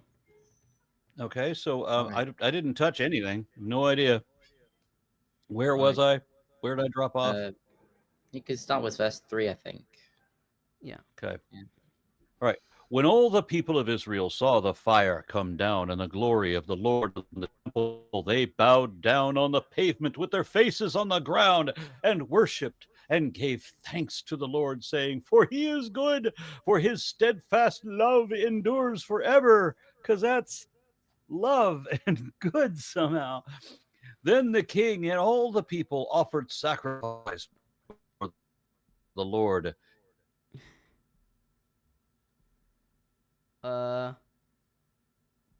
Did we lose him? I think Arn may have internet Yeah. problems. All right. Dedicated to the house of God. Oh, what? no, Holy there we shit. go. You're back, Arn. What happened? You just You were like, frozen. disconnected for a bit. I think the oligarchs that your governor has been selling your power grid to are not there you being go. that reliable. I mean, So, last damn oligarch. last Thursday there was a problem with the internet in the entire USA. We had to skip Jackson's show because he couldn't get internet anywhere where he lived. With several outages across Okay. mostly the South. Y'all heard about the sacrifice of 22,000 oxen and 120,000 sheep. We didn't right. quite get there. Oh my God. Well, I just have huge questions about that. Is this the type of sacrifice where you're really just cooking the meat and then the people get to eat it, or are we just burning this up, Well, setting it on fire, and nobody gets to eat it? Well, I would think that it would be the same rules that were prescribed for sacrifices in. Well, God, what was it? Was it in? Was We it in didn't say the Leviticus? type of Fine. don't remember. They had the ones that you get to eat. They did. Yeah. It would have been because these are voluntary sacrifices rather than like the ones you're supposed to do at certain times. Then they mostly would have been what's called peace offerings, which are like voluntary donations sort of thing. So those would have been mostly eaten by the Levites and the priests. Yeah, Although- usually like I the think you priest could, get and to eat also the a bit, leftovers. and the owner would also get a certain piece. I mean, it's like, but we already see this in 1 Kings 8:63. So this is just the biggest Southern barbecue ever, is what I'm hearing. Yeah. Not really, not Pretty really, big. because I wouldn't say that this is specifically because Josephus in Wars 8:4-4-26 claims that that at Passover celebrations in first century Judaism, 256,500 lambs were sacrificed in a few hours. But was for that like fuck's all in sake. one spot? Because like Passover celebrations would have been taking place all over. It doesn't. I don't think it specifies that. Yeah, that's a good one because they don't actually have to. Well, be my question, it maybe it still hasn't been answered, are the people eating this, or is this food just being wasted? The Levites would probably be eating it, at least because they were If- supposed to eat like whatever was like left over. That's what they got to eat. If the people different amounts. contributed, or if the king contributed on behalf of the people, by some logic, then it's possible they could have also eaten it and just had a giant feast, and portions would be burned. Lawrence. Yeah. I'm assuming There's he's certain coming right fats back. that have to be burnt. Portions would be burnt, but a lot of these sacrifices were about sharing the meal with the god. You'd pour a libation and then you'd all drink the wine. You'd leave a sacrifice on the altar and then you'd eat all the rest of it. So it's not, I don't think they're just massacring animals and burning them all to dust. I think that might actually be part of why a sin offering was such a big deal, because nobody benefited. Yeah. So I can understand the burning of the frank weed until you see God, but I don't get wasting 22,000 oxen. I think that's it's just an awful highly lot. likely that they ate most of it. Okay, so I'm going to continue if you guys can hear me. Mm. The priests. Damn it! No, wait. You said the wait. priests, and then You said, yeah. What? Like, your internet connection was like doesn't. All right, good. Isaac, take over. Oh, okay. All right, I'll start from 6. verse 3 again. It's 3. Okay. Yeah, we didn't actually. All the Israelites witnessed the descent of the fire and the glory of the Lord on the house. They knelt with their faces to the ground and prostrate. Okay, we did say this one actually. Yeah, we did. But he is good, for his steadfast love is eternal. Then the king and all the people offered sacrifices before the Lord. King Solomon offered as sacrifices 22,000 oxen and 120,000 sheep. Thus the king and all the people dedicated the house of God.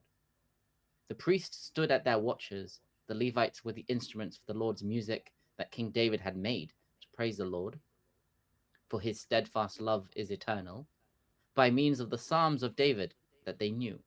The priests opposite them blew trumpets, while all Israel was standing. Solomon consecrated the center of the court in front of the house of the Lord, because he presented there the burnt offerings and the fat parts of the offerings of well-being, since the bronze altar that Solomon had made was not able to hold the burnt offerings, the meal offerings, and the fat parts. At that time, Solomon kept the feast for 7 days. All Israel with him, a great assemblage from Lavo Hamath to the Wadi of Egypt. On the 8th day, they held a solemn gathering. They observed the dedication of the altar 7 days and the feast 7 days. On the 23rd day of the 7th month, he dismissed the people to their homes, rejoicing and in good spirits over the goodness that the Lord had shown to David and Solomon and his people Israel. Thus Solomon finished building the house of the Lord and the royal palace.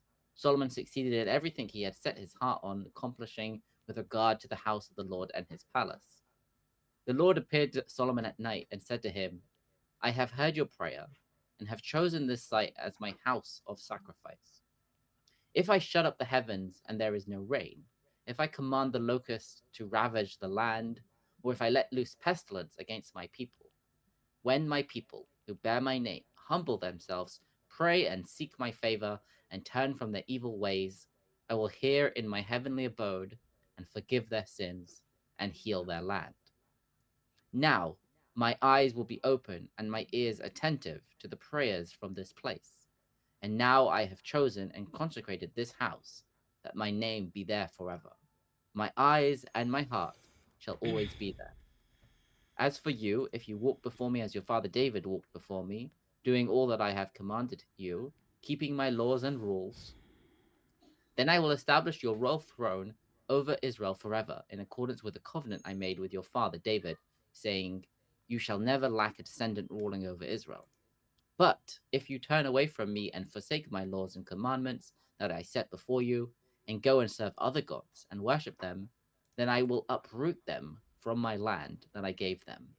And this house that I consecrated to my name I shall cast out of my sight, and make it a proverb and a byword among all peoples.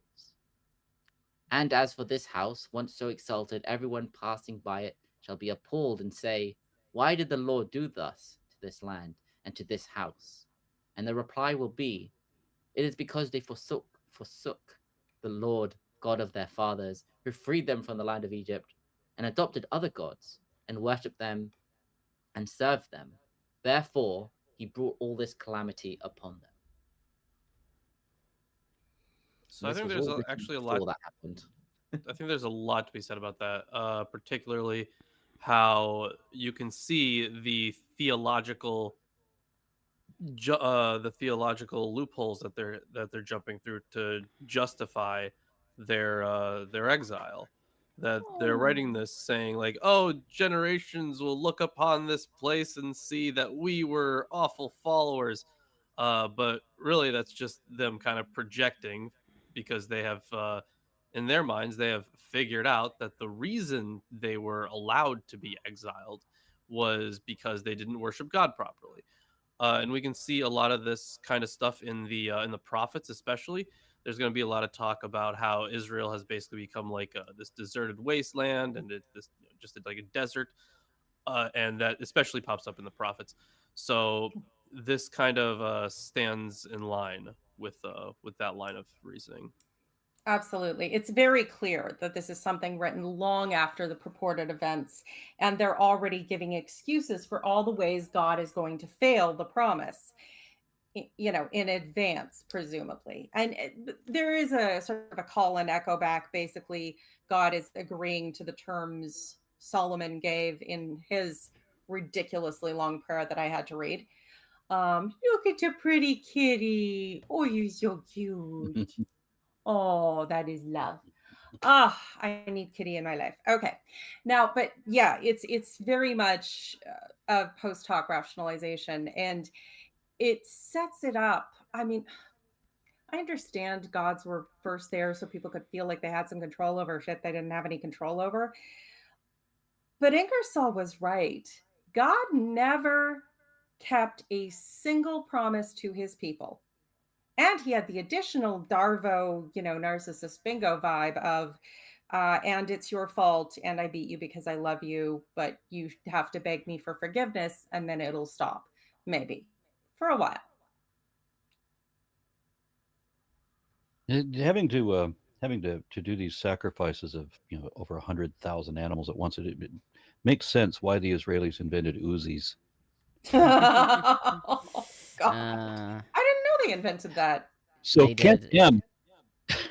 Kent M says, off topic, but for Aaron, I've friends in Iran who've seen your videos, notably a married couple in Tehran, and they love your work as Iranian atheists. Thank you. Thank you for sharing that. That's got to be so hard to All be right, an atheist and run. yeah. I have a question, again, off topic, since this one was off topic. I got one more. That guy that was complaining that I didn't understand the Ten Commandments, I have a question that I often hear in these arguments, where Jesus fulfilled the law. The fuck does that mean? Yeah, don't worry. I will be going over it in my commentary.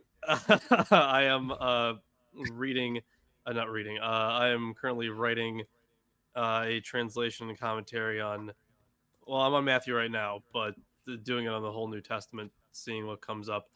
But yeah, fulfilling the law. It's a very interesting one, right? Because he is there because the law was part of the so like the canon wasn't exactly like a closed thing like it is today, but when they would refer to canon or scripture, they would call it the law and the prophets. So when they say that he's come to fulfill the law, uh it would just be the Christian interpretation of like, oh, here's all the stuff that was spoken about like people to come, and people are going to be such great followers and like come to save the people. So he's come to fulfill the law. But the word that is used there is law, but it's not necessarily restricted to uh, the law code, if that makes sense. It's He's there to live it out, to be like the one to be the one guy to live it out perfectly. But then, or to at least live it out in the true way, right? At least in the way he interprets it to be the true way. But then also fulfill the prophetic parts of the supposed. I don't understand what it prophetic means parts to of it. live out the law fully. Well, I mean to actually follow it perfectly. Yeah, basically it's in all reality, it's just an excuse for why they can still eat shrimp and wear blended fabrics, but if they blaspheme God, then that's horrible. It's So It's Jesus kept the feast of the leavened bread, yes. and everybody else has to keep the feast of the leavened bread too. No, because he did it, so we get a get out of jail free card. The issue is that when you're dealing with Christian theology, you got to recognize that the idea behind it is that the old law wasn't working because people suck. So they need a new covenant, that of course being brought by Jesus. And like that's why we have a lot of reinterpretations of the law. But it's it would be again the It's early also Christian interpretation of those things. It's also to get around what Jesus said, or was supposed to have said, in Matthew, where he said, until heaven and earth disappear, not the smallest letter, not the least, not least jot and tittle of the Every law, jot and tittle. will be removed until everything is accomplished. So then if you can say that he in some mystical sense accomplished it, then you don't have to worry about it anymore. I'm going to be getting into that But I too, get but the- it is I get the really interesting impression because they use they would have been a reference to Yod and to iota, because it's literally Yod, it says that, yeah, the smallest letter. yeah. I don't know what The tittle is two smallest referring letters. to, but in modern times we use the word jot and tittle. I don't know if it comes from the Bible, if it's older, but the jot is the dot above the letter I and the letter J. Yeah, I And the believe tittle- jot and tittle was used in the King And James tittle is the version. like line Yeah, plus the letter T. or F. Those will be the names of my next kids. Jot and tittle. How about just one kid and you name him Jot and Tittle? Ampersand. Yeah, middle initial I N. find it I find it very, very confusing because like the whole idea of like Jesus fulfills the law, but then and so like we have a new covenant, Christians, but then they still quote laws from the Old Testament, and how they decide what is relevant from the Old Testament, what isn't, is completely arbitrary, it seems. You know And then how also like the Ten Commandments somehow is important, even though they don't keep two of You know them. how a conservative politician is all about the rules when the liberal or leftists try and do anything and will use any strict resumes to stop them, but the minute they want to bend the rules don't matter because insert special pleading reason here, which is just code for I have no integrity. It's just that, but theology. But anyways, that's Tell me, I got quite the off topic. commentary. Of course. Yep. Okay, so I'll start on. First, this is parallel with 1 Kings 8:54 through 9:9. So I'll start with verse 1.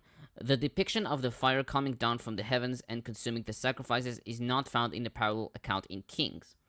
Klein notes that in 1 Chronicles 21:26, a fire from Yahweh had consumed the burnt offerings and peace offerings at David's altar erected on the threshing floor of Onan the Jebusite. In Leviticus 9:23 through 24, fire from Yahweh also ignited the burnt offering and the fat on the altar of the first sacrifice conducted at the tabernacle. The verse here is echoed in 2 Maccabees 2:10, quote, just as Moses prayed to the Lord, and fire came down from heaven and consumed the sacrifices, so Solomon also prayed, and fire came down and burned up the whole burnt offerings. End quote. Klein further writes, quote, amid all the diverse religious movements in the post-exilic period, the temple stands as a point of unity for Israel. Abia also argued for the unifying powers of the Jerusalem temple and its cult and polemicized against northern worship in 13 verses 10 through 12. The transition from the altar made by Bezalel, which was stationed before the tabernacle at Gibeon in 1:5, to the altar at the Jerusalem temple constructed by Solomon is given divine approval. The whole work on the temple by David and Solomon receives complete endorsement by this sign. Japhet notes that these sacrifices come without the kinds of preparations that are expressed in Leviticus 9:1 through 23, 1 Kings 18:33 through 35, or 1 Chronicles 21:26, so that the chronicler can get on with his story.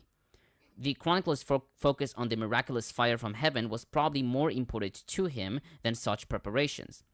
Sacrifices on this occasion are reported also in verses 4 and 5, taken from the Vorlage in 1 Kings 8:68 and 63. It cannot be determined whether the fire here merely anticipates those sacrifices, or whether it might even refer back to the sacrifices that were initiated by Solomon and the assembly when the ark, the tent of meeting, and the holy vessels were brought to the new temple in 5:4 through 6.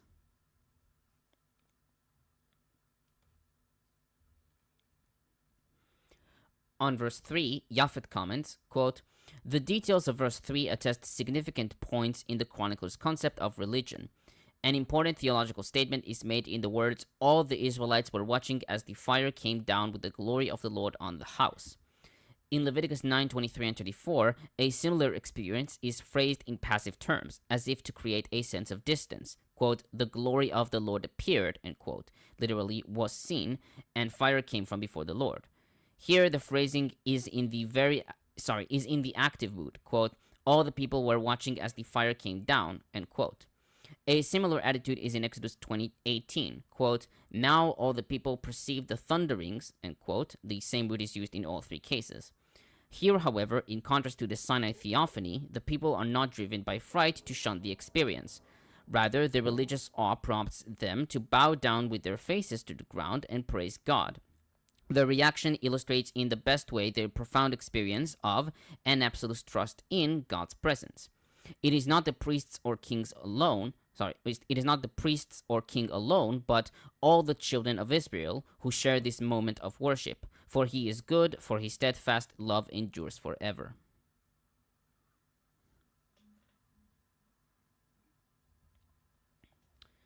On verse 4, the chronicler omits Solomon blessing the people, 1 Kings 8:54b through 61. Dillard notes that Gray and Curtis and Matson suggest that this omission reflects the chronicler's efforts to protect the monopoly of the cultic personnel over the function of blessing the people in Numbers 6:23.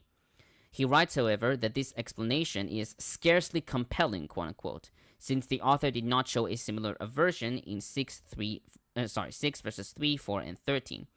Instead, he follows Ackroyd and writes, quote, The appeal of 6:40-42 is answered with an immediate divine response, an immediacy calling for omission of the blessing in the parallel account. End quote.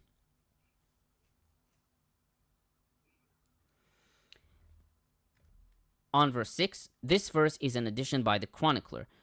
Klein writes that the verse expresses the chronicler's typical understanding of the role of the priests and Levites in leading congregational praise. Compare 5:11-13.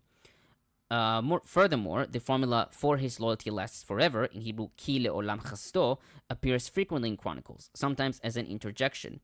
The chronicler constantly assigns trumpets to the priests, as we see in 1 Chronicles 15:24, 16:6, and 2 Chronicles 5:12 and 13.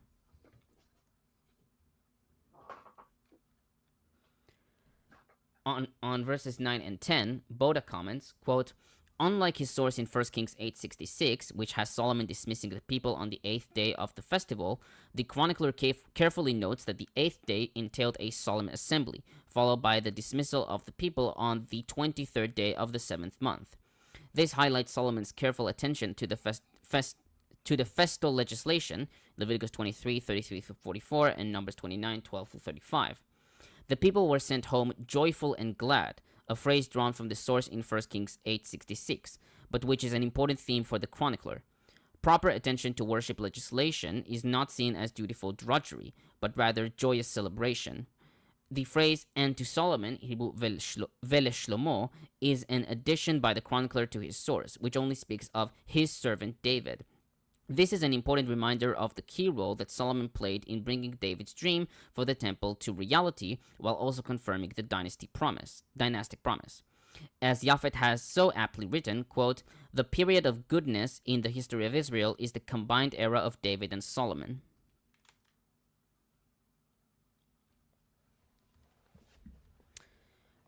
On verse 12, 1 Kings 9:2 reads, "The Lord appeared to Solomon a second time as he had appeared to him at Gibeon."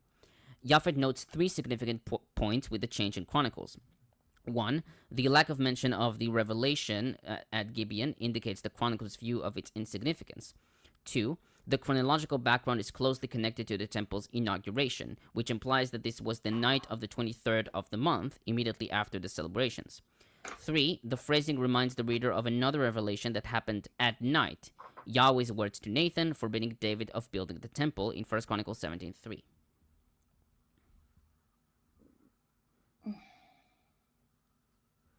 On 13 through 16, these verses are added by the chronicler, where Yahweh addresses Solomon's prayer in 6:22-39 and promises to hear the concerns expressed there, when appropriate prayers and repentance have taken place.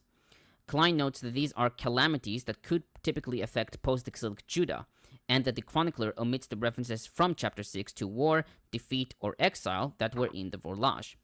He writes that these verses are also paradigmatic in a different sense, since they indicate how the doctrine of retribution will be carried out in the subsequent historical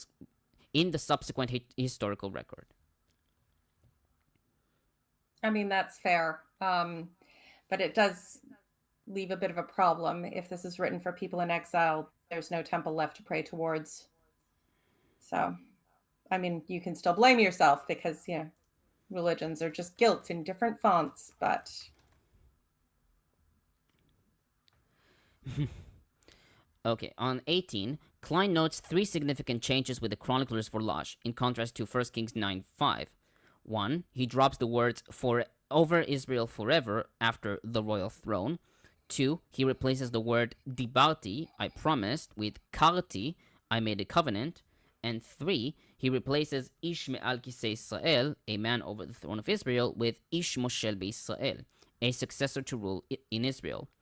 He further writes, quote, "Changes 1 and 3 would seem to be related to each other, since in both cases the chronicler removes the explicit statement that an actual human king will preside over Israel in the future, including the time of the chronicler. Change 3, however, is attested already in the chronicler's Vorlage. The deletion noted in change 1 is likely to have been made by the chronicler himself. Note by way of contrast that the previous verse promised that Yahweh's name would be at the temple forever, and that his eyes and heart would be there all the days, i.e. always. Yahweh's loyalty to and presence in the temple is guaranteed for the future. The explicit reference to the preeminence of the Davidic dynasty is dropped by the chronicler. The reading in change 3 is probably taken from Micah 5:1, which is 2 in the Old Testament, and appears already in the Septuagint of Kings, and therefore cannot be attributed to the particular bias of the chronicler. Interesting point. Lawrence, thoughts? My thoughts? He doesn't have thoughts. Agreed. Hmm? I nodded. I made Aaron laugh. Oh, it's You're true. muted, Aaron. Multiple chapters of. You're muted, Aaron. Yeah, it took Lawrence a moment to get to her question because he was lost in his thoughts. Yeah. No. I was. I had to unmute myself. He was lost in smoke. As I usually am. Fair enough. Fair And enough. finally, yeah. And finally, 19th. Sorry. Go ahead.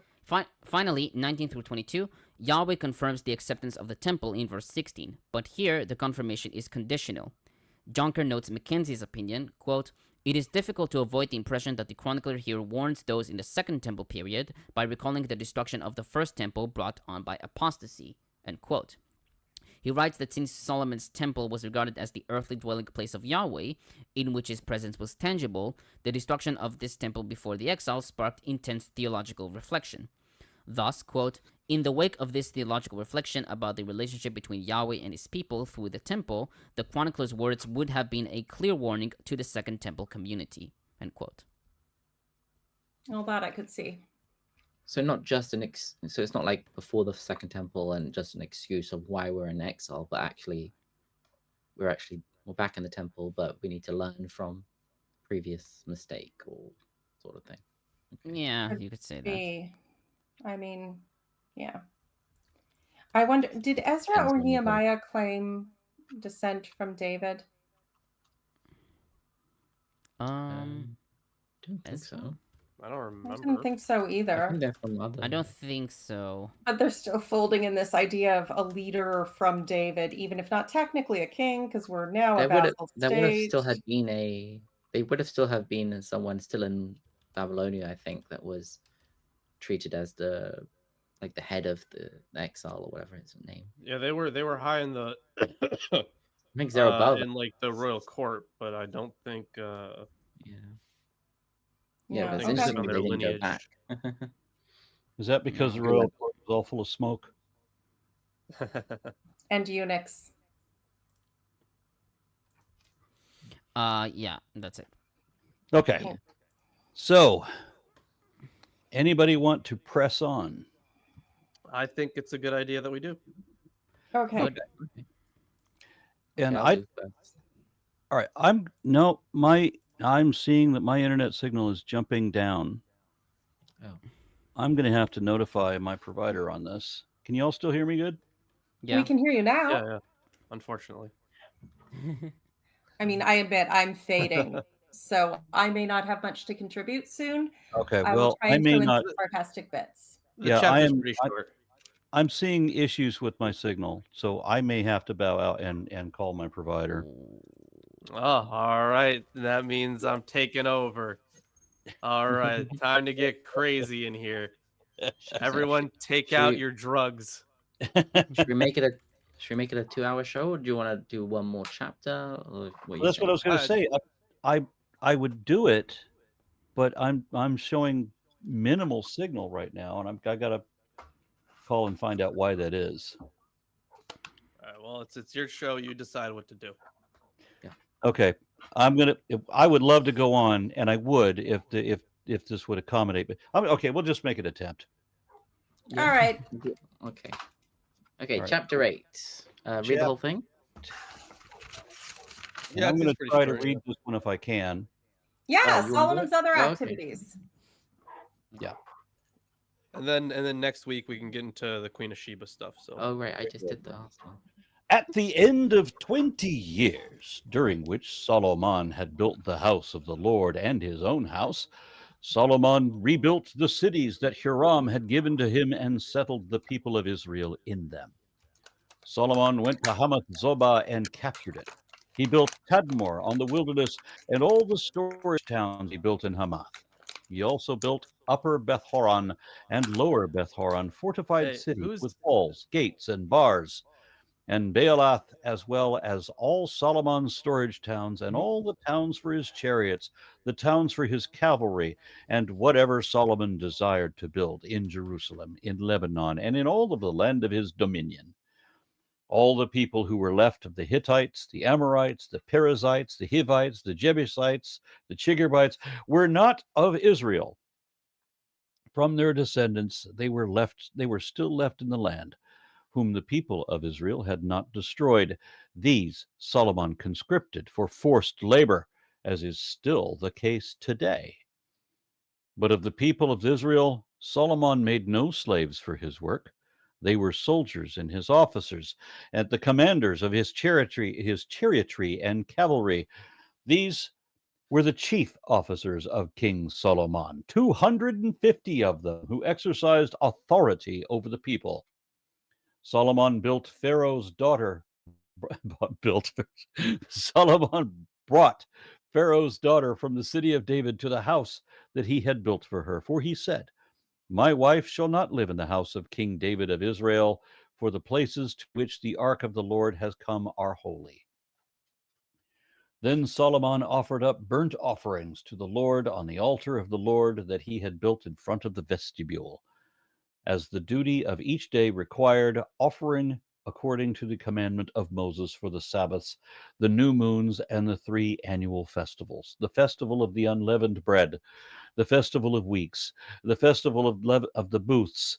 According to the ordinance of his father David, he appointed the divisions of the priests for their service and the Levites for their offices of praise and ministry alongside the priests, as the duty of each day required, and the gatekeepers of their divisions for several gates, for so David, man of God, had commanded.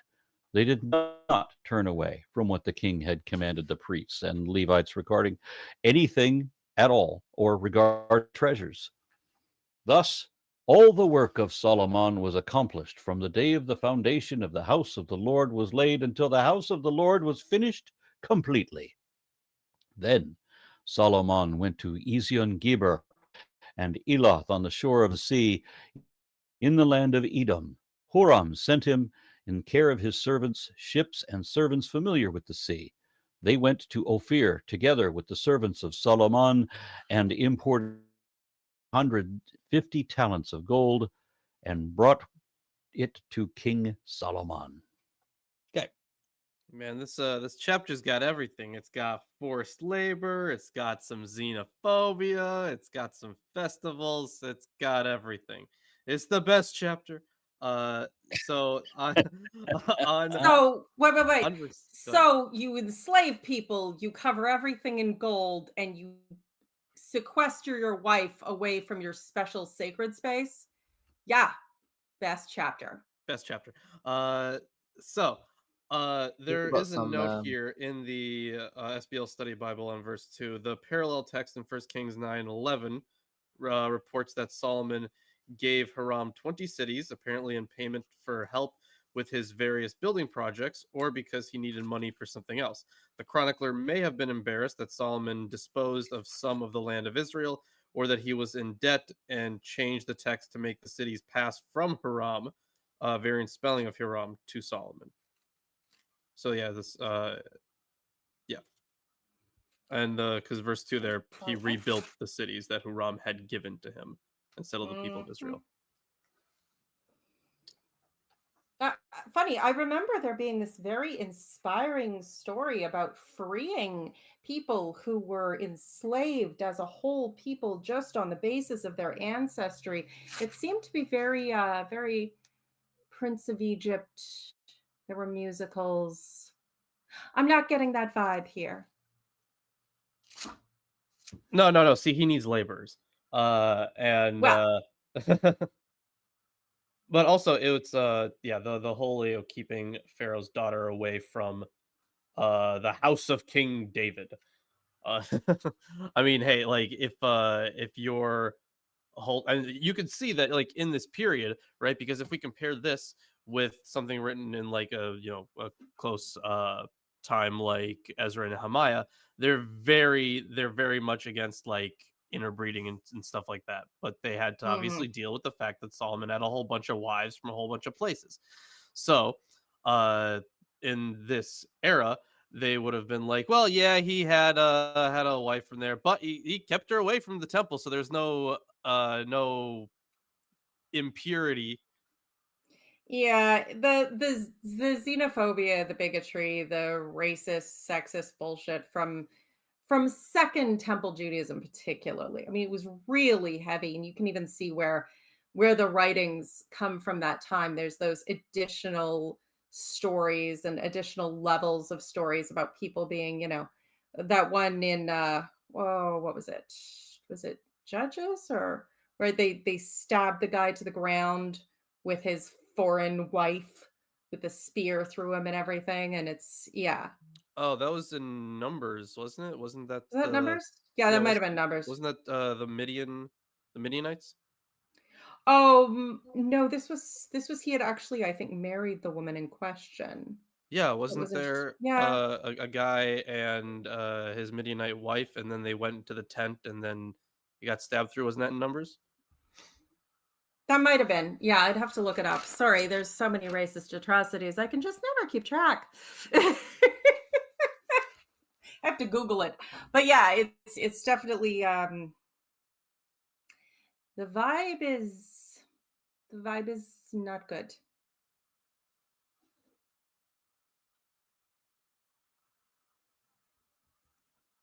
We start. Oh, Tomer? sorry, I was muted. Yeah, sorry, I was muted. First, note that this is parallel with 1 Kings 9:10 through 28. So we'll start on verse 2. This verse contradicts what is said in 1 Kings 9:11 through 13, according to which Solomon gave 20 towns in the region of Galilee, and Hiram was disappointed with them, naming them the land of Kabul. Kimchi suggested that, in order to secure the treaty between them, Hiram gave cities in his land to Solomon, who settled Israelites in them in order to secure them. And Solomon likewise gave cities in the Galilee to Hiram. Likewise, Lawrence's favorite, Kitchen, finds in the two accounts in Kings and Chronicles a, quote, good old-fashioned haggle between two very wily oriental gentlemen, end quote. Shut the fuck up, Kitchen. Shut your What? stupid ass up. Yeah. Sorry, what did he say? He said that the two accounts in Kings and Solomon are a good old-fashioned haggle between two very widely oriental gentlemen.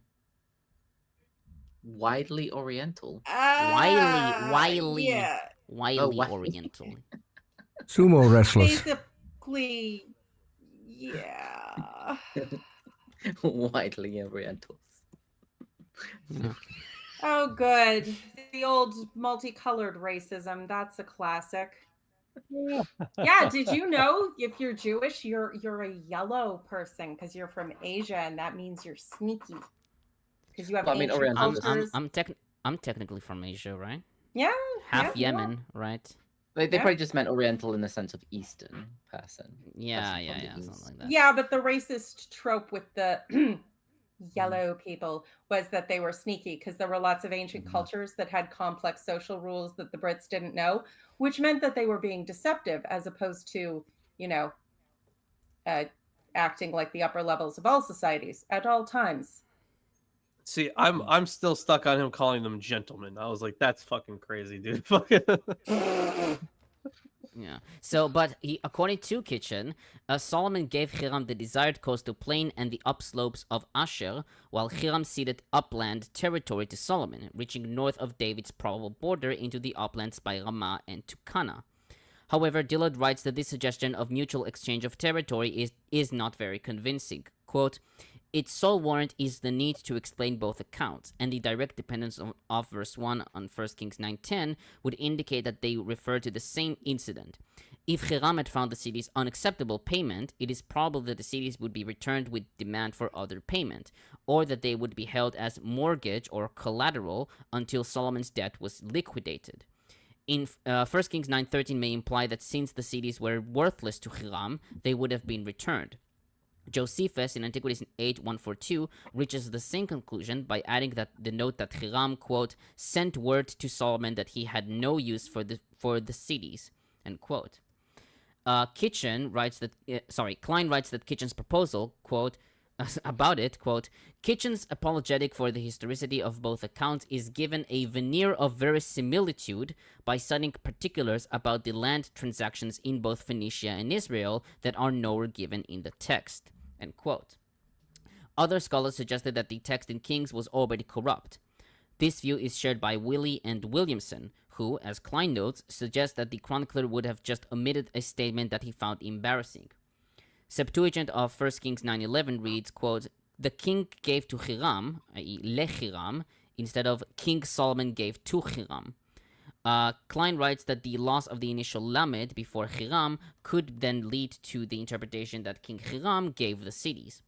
He writes, however, quote, it is hard for me to see how this conjectural mistake could take place, however, if the chronicler had known the context of 1 Kings 9:11 through 14, end quote. And Japhet comments, quote, it seems that the best way to interpret this remark, with its non-explicit negation of the earlier evidence, would be along the principle of historical probability, quote-unquote, underlying the chronicler's reasoning. Throughout his narrative, the chronicler views the relationship between Solomon and Huram as one of superior and subordinate, compared to 14. That Solomon would have given Huram part of his territory, and moreover that Huram would have expressed dissatisfaction, is for the chronicler grossly improbable and must be corrected, quote-unquote.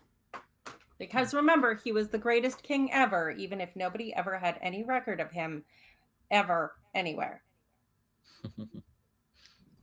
Steinsaltz has an interesting way of looking at it. He says that, Solomon gave him these cities to Hiram, and he didn't like them, so he gave them back, and then Solomon rebuilt them and settled them, and then paid back Hiram with the produce of the cities, or taxes or whatever, rather than giving him cities which he didn't want, sort of thing.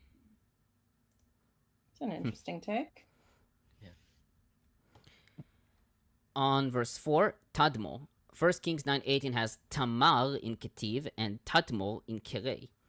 And I like Pseudo Rashi's comment here. He writes, quote, this accounts for that which we learned in Talmud Yebamot 16a. We may not accept proselytes from the Tarmodites. And in Genesis Rabbah 56:19, in the portion dealing with the binding of Isaac, it is explained that they aided Israel's enemies, and because they changed themselves and became worse, the word Tamar is used in Kings and as an expression of exchange, Tmura, for they should have repaid Israel for the kindness that Solomon bestowed upon them, for he built the city of Tadmor for them. Because of Solomon, it is not written here Tamar, but Tadmor, i.e. an important city, in deference to Solomon's honor. For it is no honor to Solomon to say here that he built a city which rebelled against him and sinned against him. Therefore, it is written Tadmor and not Tamar, end quote. Interesting. Yeah. You said Genesis Rabbah 56:19? Yes. It says here 56:11. I don't know if that's Maybe it's like maybe I didn't. Maybe I made a mistake. I don't know. Okay, no worries.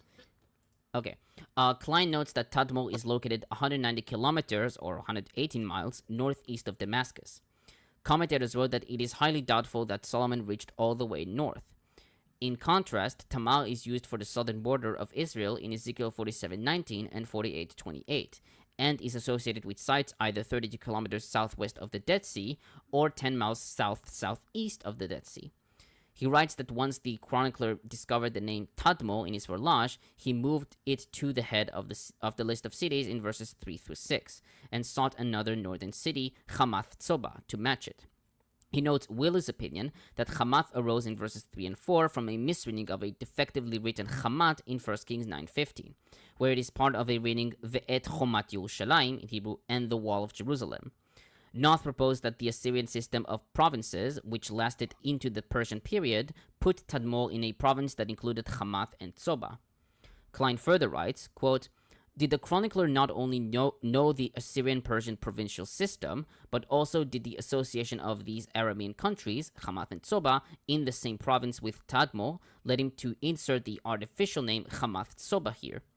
If the chronicler thought that Solomon built Tadmor, which is within the same province as Hamath, it would be easy for the chronicler to conjecture that Solomon also prevailed against Hamath Tsoba. To balance his building of Tadmor, the chronicler also has Solomon build storage cities in Hamath. In 1 Kings 9:19, aka 8:6, these anonymous storage cities are not associated with any particular site, i.e. 8:6 in 2 Chronicles.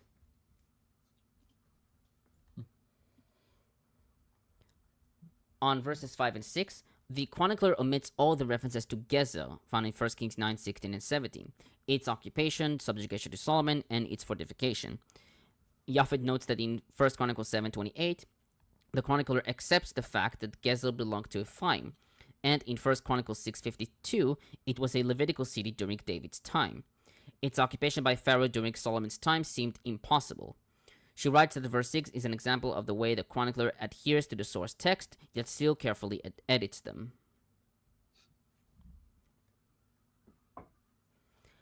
On verse 11, this verse is a rewriting of 1 Kings 9:24, with the addition of an explanation why Pharaoh's daughter moved to a house which David built for her. This is the only reference in Chronicles to Pharaoh's daughter, who is mentioned in Kings 5 times, in order to emphasize Solomon's greatness and international standing. According to this verse, the reason that she couldn't live in David's house is because the place is sanctified due to the ark's presence. However, as Japhet notes, none of the sources in which the ark is mentioned makes any connection between David's house and the tent of the ark. Kimchi and Botseko take the house of David as referring to David's houses, and although the ark was in only one of the houses, Solomon considered all the houses to be consecrated, because the ark had entered the area. Some scholars, like Curtis and Madsen, favor the Septuagint reading, quote, my wife shall not live in the city of David, end quote. Japhet, however, notes that this reading is problematic. Quote, if the queens living in proximity to the ark in the city of David constituted a transgression, why is this never mentioned in reference to Solomon's initial decision to bring her into the city of David until he had finished building his own house, in 1 Kings 3:1? End quote. Likewise, the verse itself is problematic. This is not about a human or a foreigner living in a holy precinct. Rather, it is about a woman living in the holy area. This viewpoint is not found anywhere else in the Bible, but is found in Qumran Damascus document 12:1 and 2. Quote, no man shall lie with a woman in the city of the sanctuary to defile the city of the sanctuary. End quote. Klein writes that the chronicler may represent an early feeling about the uncleanness of women, which would be developed more stringently in post-exilic texts. Peshitta reads, a woman will not dwell with me in the house of David, and Targum, it is not possible that a woman should rule over me in the house of David. Oh, I thought it was just racism. It's sexism too. Isn't that lovely? Yeah, didn't he have 1,000 combo wives and concubines? Yeah. I was boning Yeah. someone. Don't pretend he wasn't. Yeah. I mean, the Chronicle doesn't mention that as well, so. Oh, yeah. What is it with... It's almost like they want Solomon to be more pure, so they're going to pretend he didn't bone, which, like, dude, the fuck? Yeah. It sounds very Christian. Mm. Okay, so we're going to be picking up. I have more. Sorry. Up. 12. Say the thing. I haven't finished the commentary. Thank you. We're 4 chapters in. The least you can do is your catchphrase. Okay. On 12 through 16, Boda comments, quote, in this section, the chronicler expands the short and generic account of Solomon's offering sacrifices to the Lord in 1 Kings 9:25a by providing details of Solomon's provision for various sacrifices in 8:13, as well as provision for regular oral worship in 8:14 and 15. Here, the chronicler parallels the two key figures of authority and innovation in the history of Israel's worship, Moses and David. Interestingly, David is referred to as the man of God, a term that is associated elsewhere with Moses in Deuteronomy 33:1 and Joshua 14:6, and prophets in 1 Samuel 9:6 and 7, 1 Kings 12:22, and 13:1 and 2. A trend evident throughout Chronicles, as was seen in 11:2, 25:7 and 9, 30:16, and 1 Chronicles 23:14. It is possible that David was being compared to a prophet, for through him God revealed his word to Israel, 1 Chronicles 28:19. But most likely this is bolstering David's status alongside Moses. Solomon faithfully executes the regulations of these two figures, legitimizing the temple and its services. Hands up if oral worship is your favorite Oh no. worship.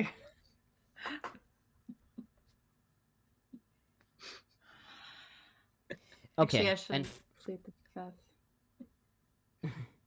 And finally, on 17 and 18, the chronicler's version of the events depicted in 1 Kings 9:26-28 includes slight variations.